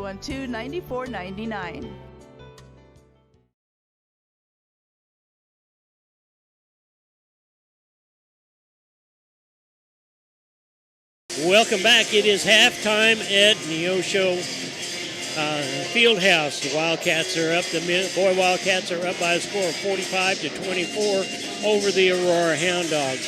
Scoring goes something like this. Jaden Fisher has 8 points. Caden Asbury has 18. Oliver Martin has 9. And Zach Forsythe has 10. For Aurora 30. Then we'll turn right back around and play on December 19th as the Cats travel to Seneca. And we continue to say, but it bears worth saying, that ball game, it doesn't matter how many Seneca's won, how many Neosho has lost, or vice versa, it will be a ball game that will be exciting. It'll be thrilling, and if the boys play the way they are right now, they are on their way, Matt, to a real victory. Absolutely. On Friday, December the 12th, as we said, that's this next week, the girls will go ahead and they will play the Yellow Jackets from Lebanon, and after that we've got a couple of more ball games the next week. That will lead us up to the Holiday Classic, which is brought to you by Branco. Branco has brought this tournament back and brings teams from all over the nation. It will be played on the 29th, 30th, and 31st. So a whole lot of basketball coming your way. We're going to take a timeout, and we will be right back after this. You're watching the Neosho Wildcats on the KNEO and Neosho Wildcats Sports Network. You found it, the ultimate car wash, the one that leaves your vehicle looking brand new every single time. Do we have a prep team that pre-washes? You bet. Over 300 ports applying soap to your vehicle? Yes, sir. 40 high-pressure nozzles providing over 2,500 PSI of pressure? Who wouldn't? Buff and dry features that dry your car along with combined 100 horsepower blowers? Try 150. Be careful, we might just blow you away.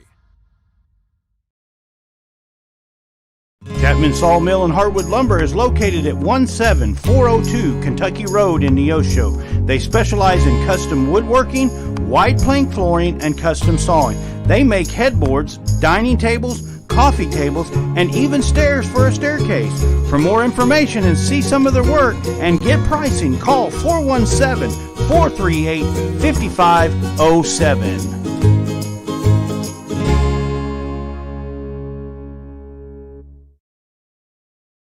Locally owned, operated, and here for you. Check out the new face of the Neosho Daily News, covering Newton County, highlighting area residents, businesses, school news, sports, and more. Find us on Facebook at Neosho Daily News or call 417-451-1520. Go get 'em, Wildcats!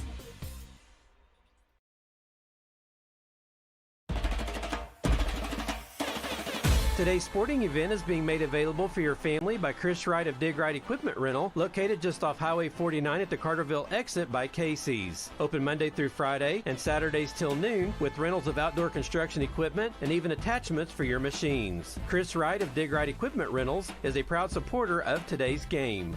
417-317-4995.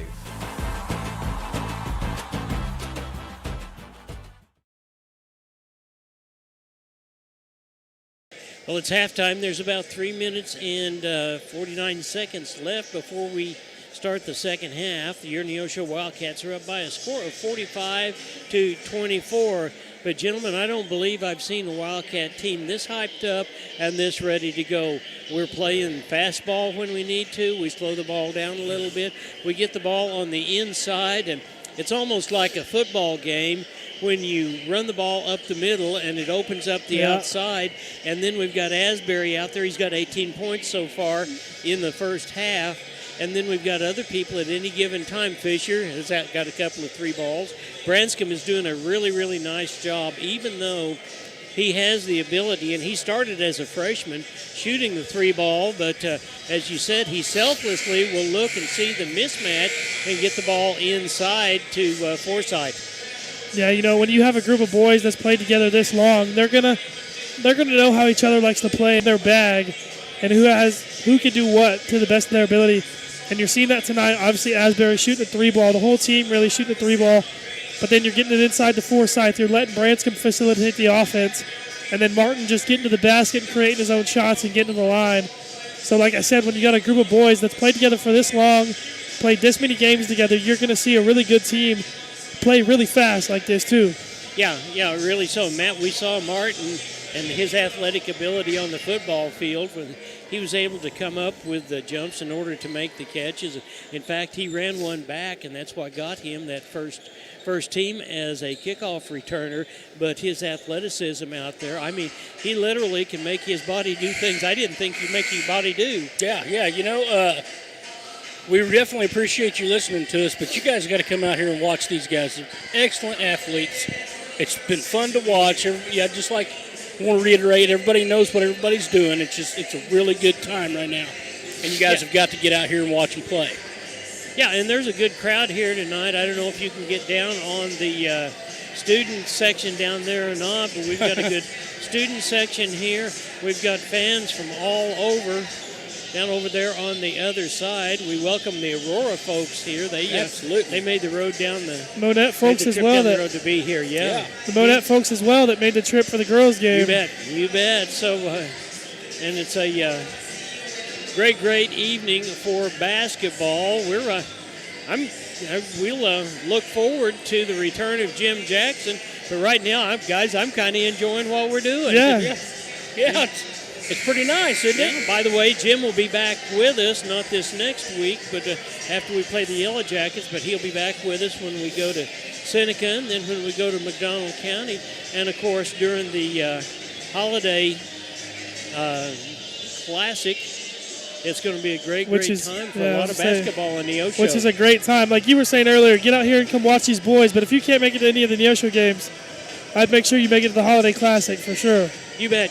And we will not have every game in the Holiday Classic. We'll have, of course, McDonald County and Neosho. We'll be here to root Neosho on, and then we will play the consolation and the championship in the girls' bracket and each one of the 2 boys' brackets as well. And that'll be on New Year's Eve. So now I have no intention of bringing the New Year's in here. So we want to get these ball games going. Set your clocks a little ahead. There you go. You can. Yeah. Okay, we're getting ready to go. And for the Cats, it's going to be Branscombe, Asbury, Fisher, Forsythe, and Martin. I'll tell you a couple other guys that had quality minutes in that first half were both Spiva and Plummer. And it just is never real easy to. There's Branscombe's first ball that's up, and it bounces off the top, and it's picked up by number 10, and that is Laura. Laura's at the top of the key, but it is never easy to make that transition from football to basketball, and I applaud these three guys because they've done a really, really good job of doing just exactly that. And there's probably nobody a bigger fan of Neosho football than Coach Zane Culp. Yeah. I talked to him during the season, and I said something to him, and there is a 2-ball by Laura.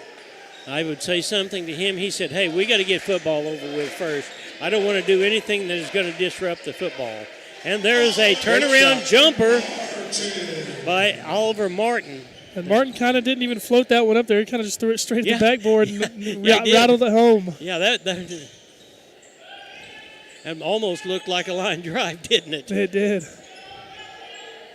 47-26.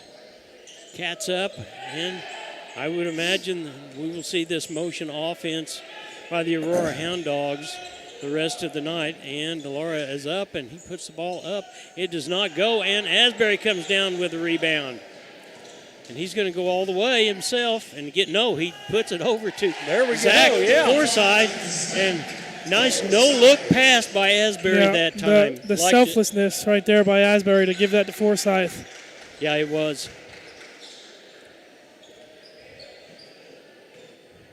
So Aurora comes down. Laura's got the ball. He hands it off to Brown, and there's a 3-ball that goes up, and Martin has the rebound. And he's going to go all the way and puts it up, and it rolls back out. Does not go, but it goes off an Aurora Hound Dog, and the Cats have got it. That ball did everything but drop. It did, didn't it? Looked like some of my putts all the way around. John Ball, Zach Bertrand, and Matt Ball with you. Glad that you're here with us this evening, and hope we're doing something to kind of give you a little bit more of what's going on. A great pass inside, and there is that hook shot that Forsythe came up with last year towards the end of the year. 51-26 in favor of the Cats. Laura goes for a 3-ball, and it goes.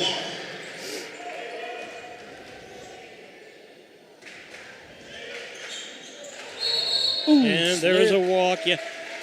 Martin that time just could not get the ball stopped in time and pretty much slid. Spivey into the ball game, and Forsythe's going to take a break.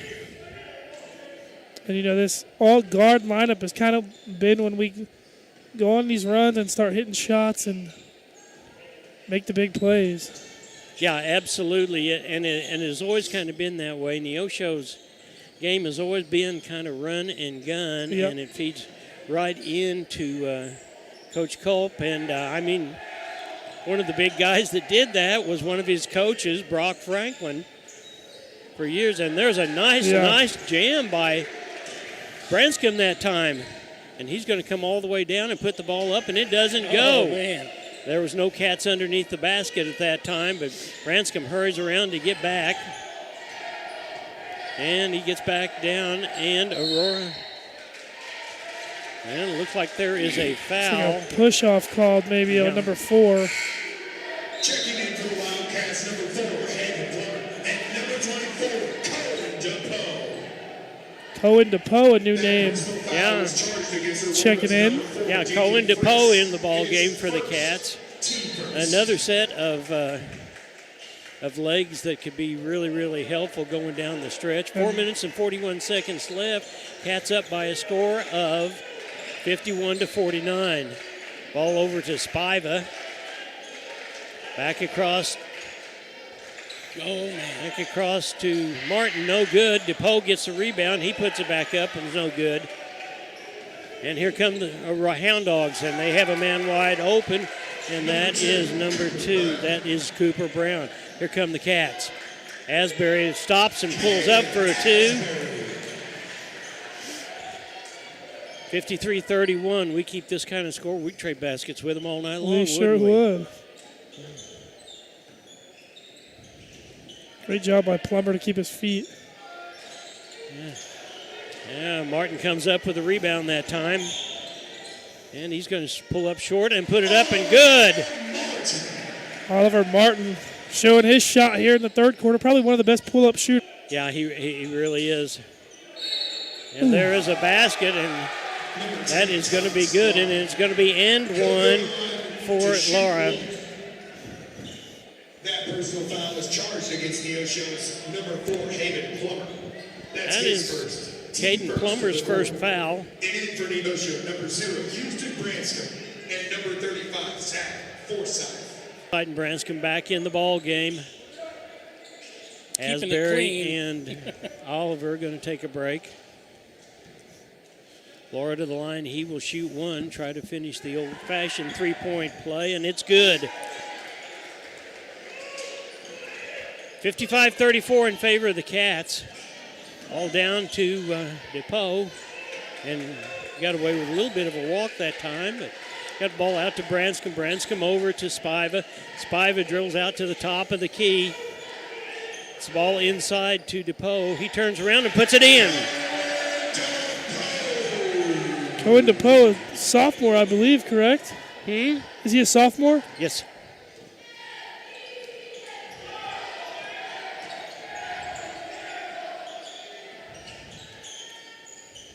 And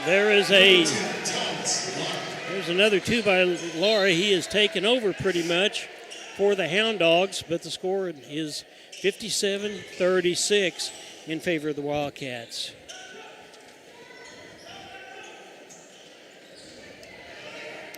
Here come the Cats down, and that goes to DePoe on the far side. Not good. Forsyth comes up with the rebound, and it goes.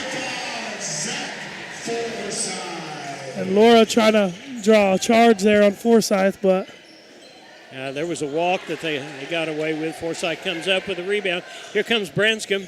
Branscombe over to Spiva for a three ball, and it's no good, but that's going to be a foul. And Spiva's going to go to the line to shoot three. But Mason Spiva comes up with a smile, always has a smile on his face. You always kind of wonder. A competitor just like his brother. So he will go to the line and shoot three. There's the first one. It's up, and it bounces off the front of the rim. No good. 2 minutes and 28 seconds left in the third period of play. Cats up by a score of 59-36. Spiva to the line, shooting three. There's the second one. It's Checking in for the Wildcats, number 1, Jaden Fisher. And for the Hound Dogs, number 0, Logan Ross. Fisher back in the ball game, and Plummer's going to sit down for a break. Here comes Spiva's next one. It's up, and it's good. So Spiva sinks 2 out of 3, and the score is 61-36 in favor of the Cats. Ross comes down with the ball, gets it on the inside to Laura. Laura goes to the bucket. It's no good, but that is going to be a foul, and he's going to shoot two. And I believe that foul is on Fisher. Against Neosho's number 1, Jaden Fisher. That's his first foul of the quarter. At the line, shooting two for the Hound Dogs is number 10, Thomas Laura. Thomas Laura is all over the court. That first one is up and no good. Branscombe, Fisher, Forsyth. DePoe and Fisher comes up with a rebound. Spiva in the ball game for the Cats. Get the ball back to Branscombe. Branscombe does what he does very best, but he goes up and he is fouled. Houston Branscombe just quick down the court. Yeah, he was. He was trying to go coast to coast and got fouled as he got there. Foul charged against Aurora's number 41, Creed Kloss. That'll send Houston Branscombe to the line. That is his fourth. That is Cross's fourth, and Branscombe will go to the line and shoot two. Missed. The first one is up and no good. If you know Houston Branscombe, if you've ever met Houston Branscombe, he's not the biggest one out there, but he's probably the meanest. I will say that. Yeah. He's very aggressive defensively and likes to get to the hoop, as you just saw there. Yeah, there's no doubt about that. And here comes his next one. It's up, and that one Get in there. goes. So Branscombe picks up his first points of the night. Coach Ron Alexander, years and years ago, says, give me four basketball players and a fighter any day of the week, and we'll have a team. There is a shot that is a three-point in. DePoe comes down with it. Branscombe comes across with it, and he gets the ball. Was trying to get it to Fisher, but it was a no-look pass that was kind of flying through the air when he passed it. Yeah, that's going to be on Fisher, I'm afraid. Personal foul charged against Neosho's number 10, Mason Spiva. So that one's on. His first, team third. And going to the Checking in line. for the Hound Dogs, number 24, Kason Brown. Well, nobody's going to the line. That was a foul on the floor, so Aurora's going to bring the ball in under their own basket. They get it out to Ross. Ross back over to Laura. Laura back out to Brown. Brown to Laura. And there is a foul, and that one's going to be on Branscombe, I'm afraid. In fact, he's kind of questioning the official about it. Number 0, Houston Branscombe. That's his first, team fourth. At the line for the Hound Dogs, shooting 2. You know, that's Jaden Fisher picks up his first foul. Houston Branscombe just picks up his first, and that's something the boys have been good about tonight is not getting into foul trouble. Yeah, very much so. Here comes Hayden Plummer, and Branscombe will go out. Because then that gives you the ability, like we've said all night, to rotate guys in and keep guys flowing in. And there's Laura's first, and that is up and good. He is now 1 for 3 from the free throw line. And there's a foul on him. Asbury gives your players like Asbury and Martin to take extended breaks, catch their breaths, get their legs back under them. Yes, it does. That is Laura's 4th foul. So Aurora's got 2 guys in foul trouble, and it's still in the 3rd quarter. Cats are content to carry the ball around. Fisher up for a 3-ball. No good. Forsythe underneath the bucket, and he's going to go in and put it up himself, and it goes. Nice shot. 64-38 in favor of the Cats. 1 minute left in the 3rd period of play. And there is a 3-ball that is picked up by Plummer, and he comes across the timeline, and he gets it over to Forsythe. Forsythe up and good.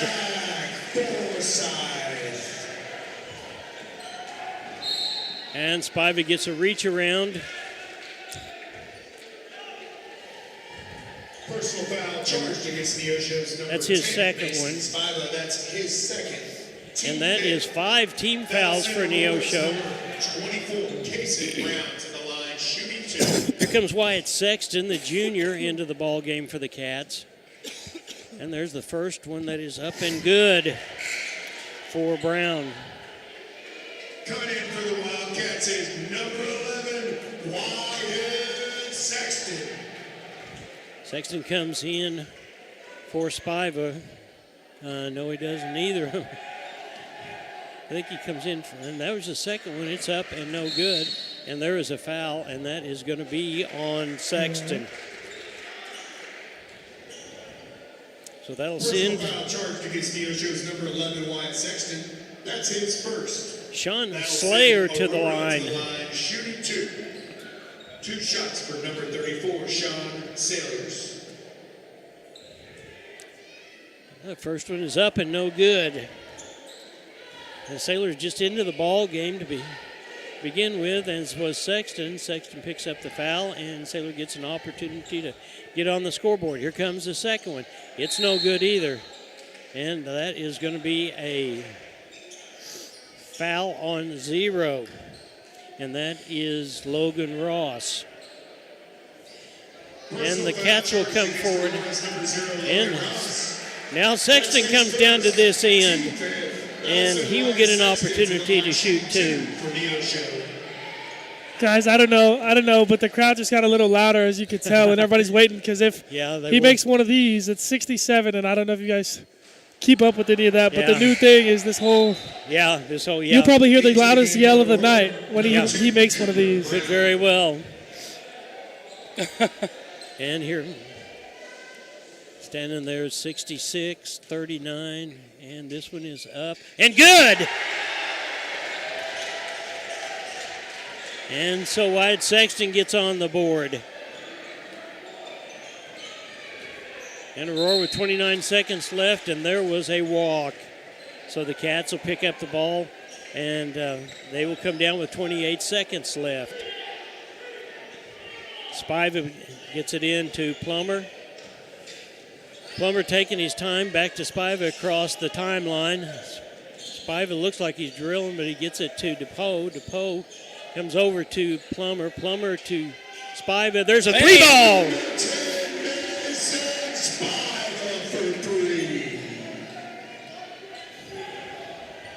So 4.3 seconds left in the quarter, and there is a huge three ball that does not go. And at the end of the third quarter, the Neosho Wildcats 70, the Aurora Hound Dogs 39. We'll be right back after this. It's never too early to start saving for next Christmas. Open a 2026 Christmas Club account at First Community Bank and earn an impressive 4.00% APY. We're here for you. We're helping you plan ahead so when the holidays roll around, you can focus on what really matters most. Save a little each month, and by next season, you'll be ready to celebrate without the stress. Start saving today at firstcommunity.net or stop by your nearest location. First Community Bank, where community comes first. Member FDIC, APY equals annual percentage yield. Today's Wildcat game is brought to you by Edgewood Bowling Center of Neosho, Missouri. Located at 2811 Gardner Edgewood Drive, they now have new synthetic lanes for adult and children bowling leagues and a smoke-free environment. They also have a certified pro shop and hosting for private parties. They offer Cosmic Glow Bowling on Fridays and Saturdays after 8 p.m. To learn more about Edgewood Bowling Center and their leagues for adults and children, the phone number is 417-451-4505.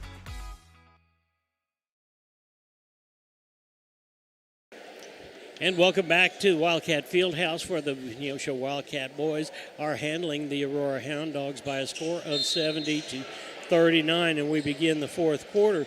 Ask you to stay tuned after the ball game for the post-game coach's interview with Coach Zane Culp that's brought to you by Arvest Bank. Arvest Bank, proud to make Neosho home.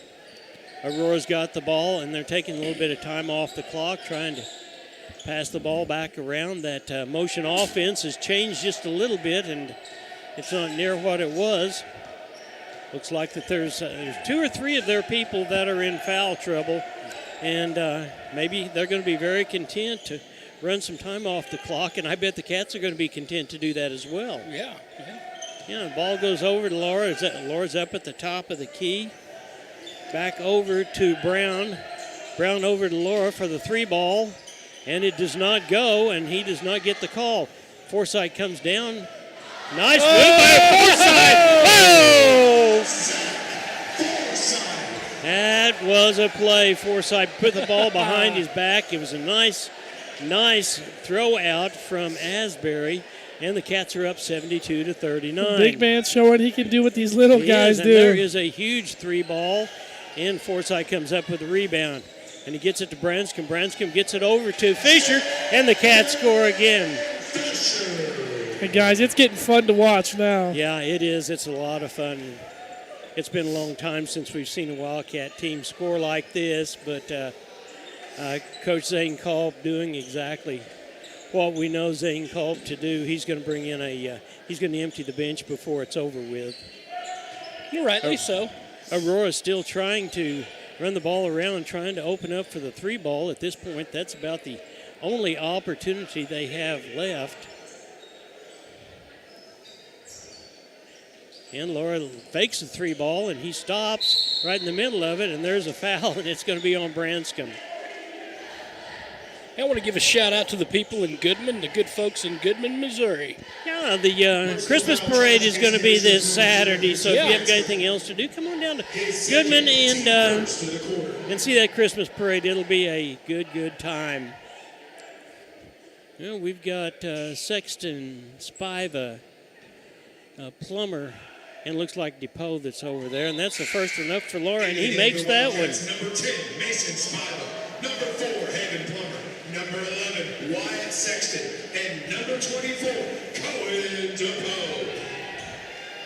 Yeah, and I'll tell you what, a great applause for the Cats. It's been a long time since the Cats have scored this kind.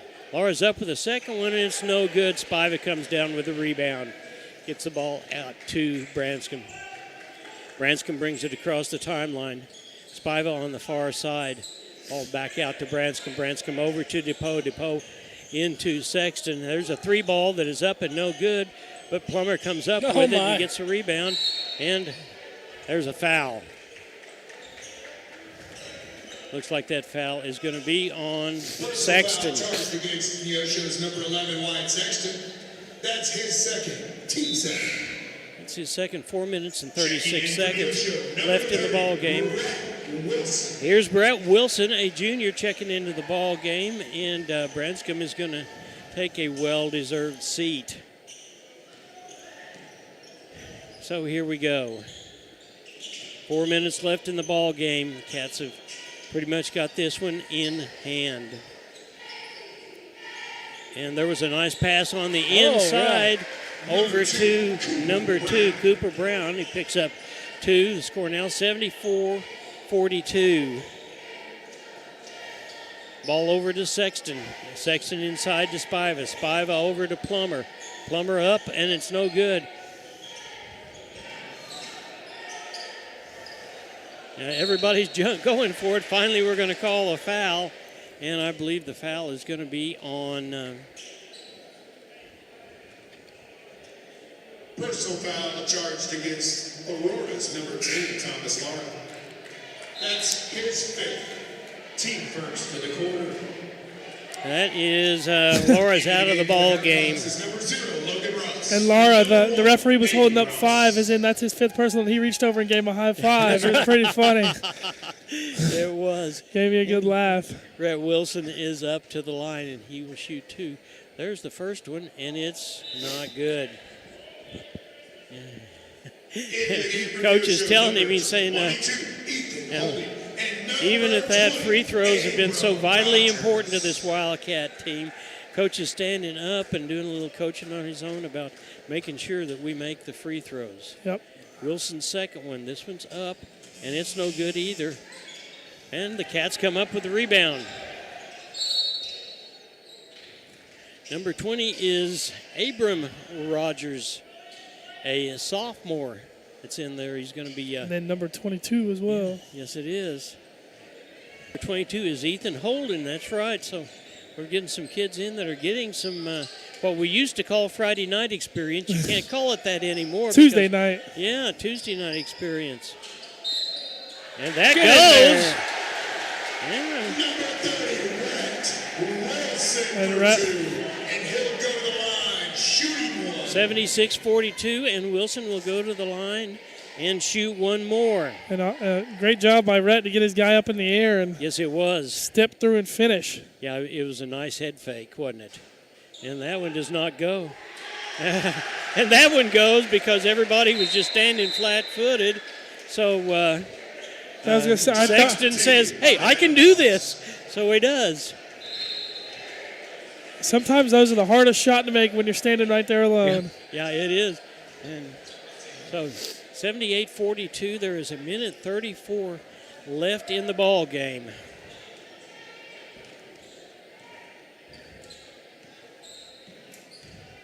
And the ball comes down, and Ross brings it up, and it goes over to the other Ross on the far side.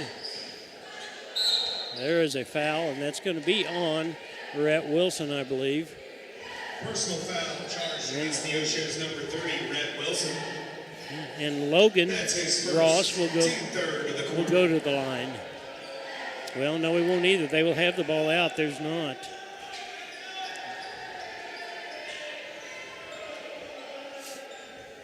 And there's the clock is just running itself out because we have a turbo clock. Yeah. And it is going to be over with here just pretty quick. And there is a 3-ball that goes. Nice shot.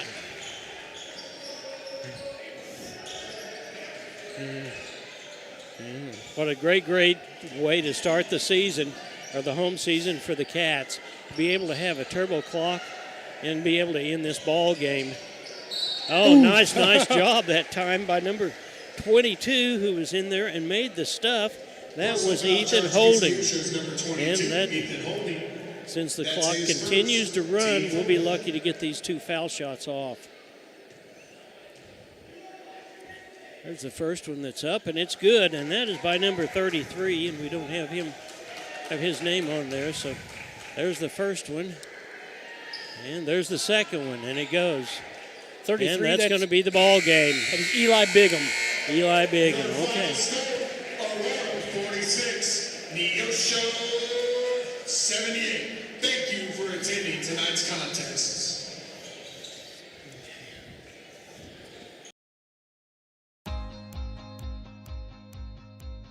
Hi, I'm Sam O'Neill with Affordable Propane of Neosho.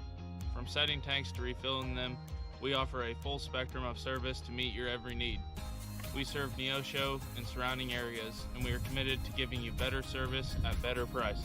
Give us a call today, 417-437-8927. Thank you.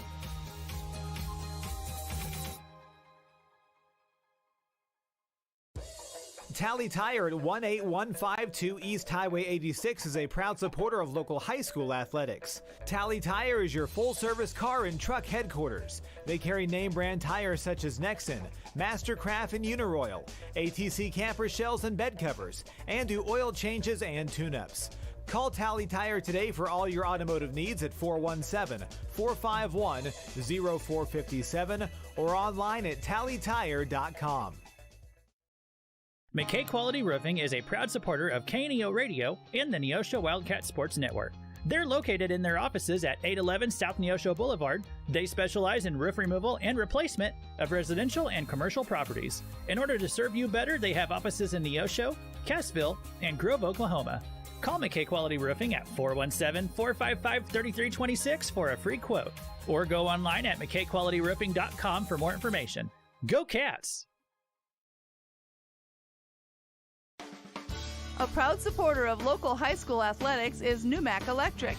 Serving Newton and McDonald County, they provide power for area homes and businesses and want to wish all the athletes much success throughout the season. For online bill pay and account information, the website is numac.com or 417-451-1515. Numac Electric, proudly serving Newton and McDonald County, where their slogan is your touchstone energy partner. Today's Wildcat game is brought to you by Edgewood Bowling Center of Neosho, Missouri. Located at 2811 Gardner Edgewood Drive, they now have new synthetic lanes for adult and children bowling leagues and a smoke-free environment. They also have a certified pro shop and hosting for private parties. They offer Cosmic Glow Bowling on Fridays and Saturdays after 8 p.m. To learn more about Edgewood Bowling Center and their leagues for adults and children, the phone number is 417-451-4505.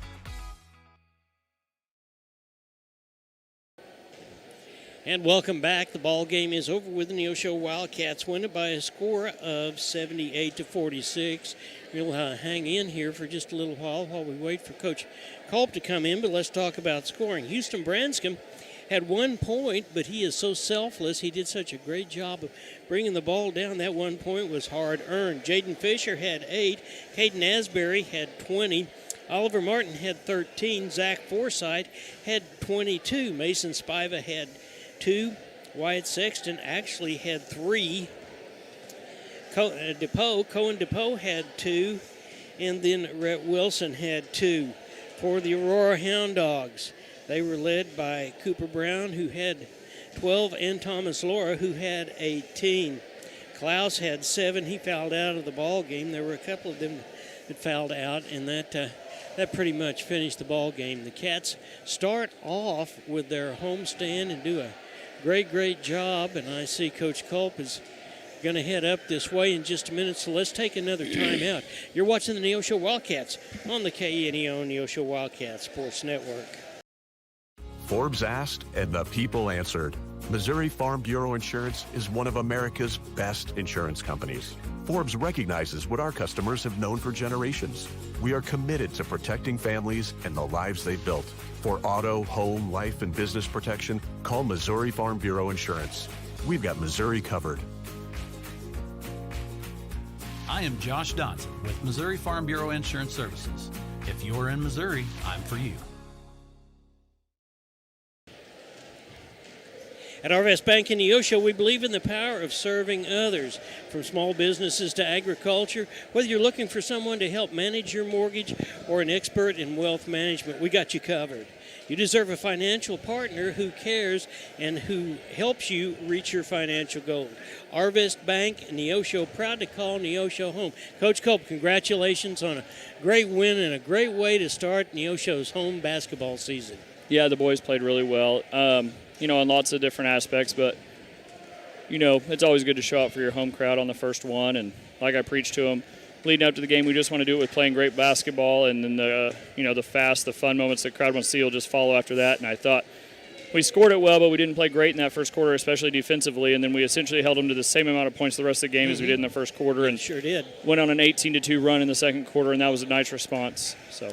Well, I tell you what, it seems like we can kind of hit the three ball at will, but I think you were quoted early in the year as saying we'll slow it down to be methodical when we need to, and it seemed like that's exactly what happened. Yeah, we tried to run when we could, and then when they went to that zone, we just tried to find great shots. And, we got a lot of really good guards that can find shots and slash, and then you got, of course, Big Zach in there that does all the stuff he does. He had a great game again, and it's just a lot of fun to watch. Now, that ball that went behind his back, if he'd have missed that, yeah, he'd have been in trouble, wouldn't he?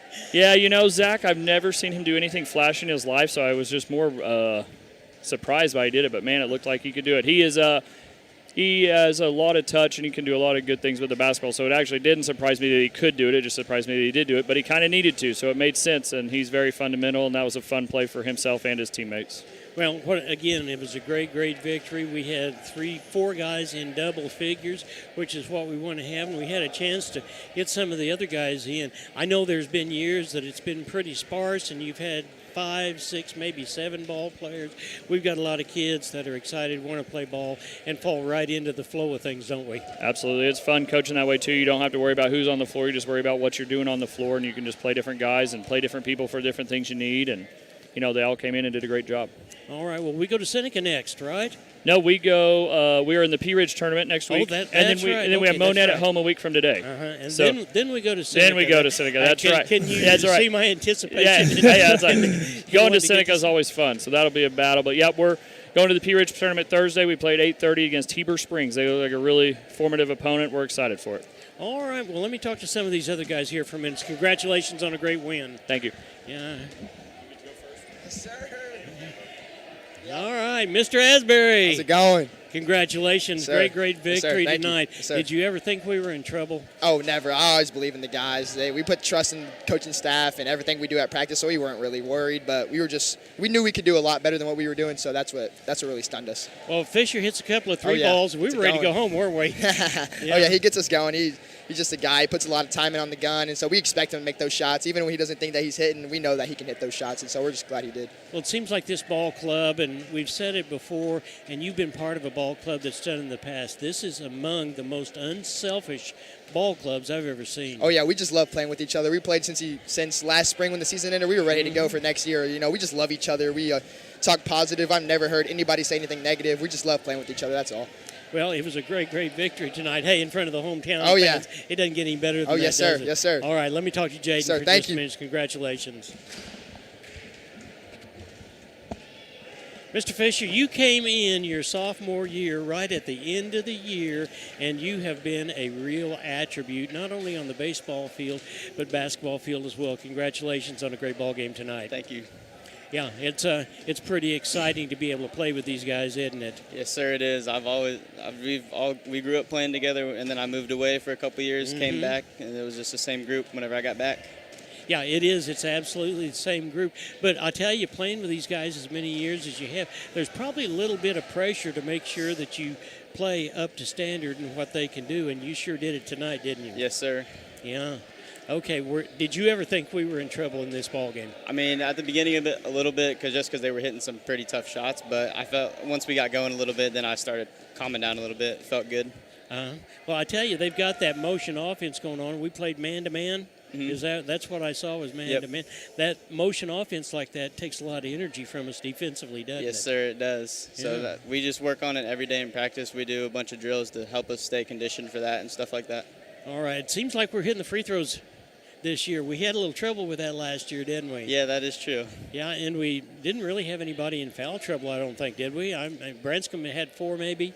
Yeah, I think that might be the only one that had a real issue. I think we were all pretty good other than that. All right, congratulations on a great game. Thank you. Thank you. Let me talk to Mr. Miller. Martin over here. I said Miller. Holy cow. Hey, first of all, congratulations on being named to the, you may not even know this, COC West first team. Second team kick returner. Second team kick return. Yes, sir. All right. Well, congratulations. Appreciate that. You know, I kept saying all year long, this kid's never played football. Where did this come from? Yeah. Yeah, and it seems like, tell me about the transition from football to basketball. I know what you can do. I've been watching you for a couple of years out on the hardwoods, and then to play football and then turn around this quick and make the transition. Seems like you and Spiva and Plummer, all 3 of you were able to make that transition pretty quick. Yeah, it's just like the athleticism change from football. It's like you're always using your body, like lateral movement especially, which is used a lot in basketball, and it just translates to basketball. Yeah. Man. Yeah, I'll ask you the same question I asked those guys. Were you ever in doubt tonight? Never. Even when we were down by, I think we were down at one point by like 1, and you know we just kept battling. We were down 8-7 in the first period, but that was it. Yeah. Yeah. So even then, like that happened at Waynesville too. It was a close game, but we know our game. And we just kept doing our thing, and it turns out just like that. Well, you know, it seems strategically this team can use the speed when they need to.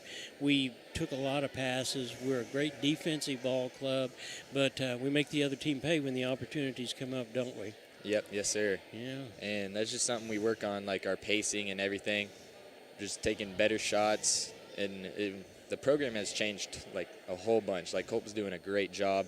Everyone knows their role, what to do, what shots they take.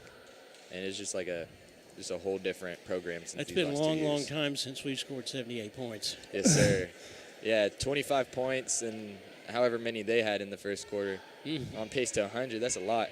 Yeah, it really was. So it was an exciting ball game. Congratulations on your award, but for the start of a great season. Yes, sir. Appreciate it. You bet. Thank you. I hope to see you back here many, many times. Yes, sir. All right. I got you. All right. Thank you very much. And there you have it from Neosho tonight. The Neosho Lady Wildcats took it on the chin, but they played some really, really good ball. They kept the they did something we haven't seen them do. They were making free throws. They were getting the ball down the court, even with the press on. And then we turn around, and the Cats almost from the very beginning. And it was pretty much a track meet, wasn't it, guys? It was, yeah. Yeah, it was a track meet, and we showed that we have the stamina that Aurora didn't. Now, it's going to be really, really interesting when we get into COC play to see some of the Nixes, see the Willards, all of those guys. They are big, and they are tough, but they maybe don't have quite the speed. Might not be as quick, yeah.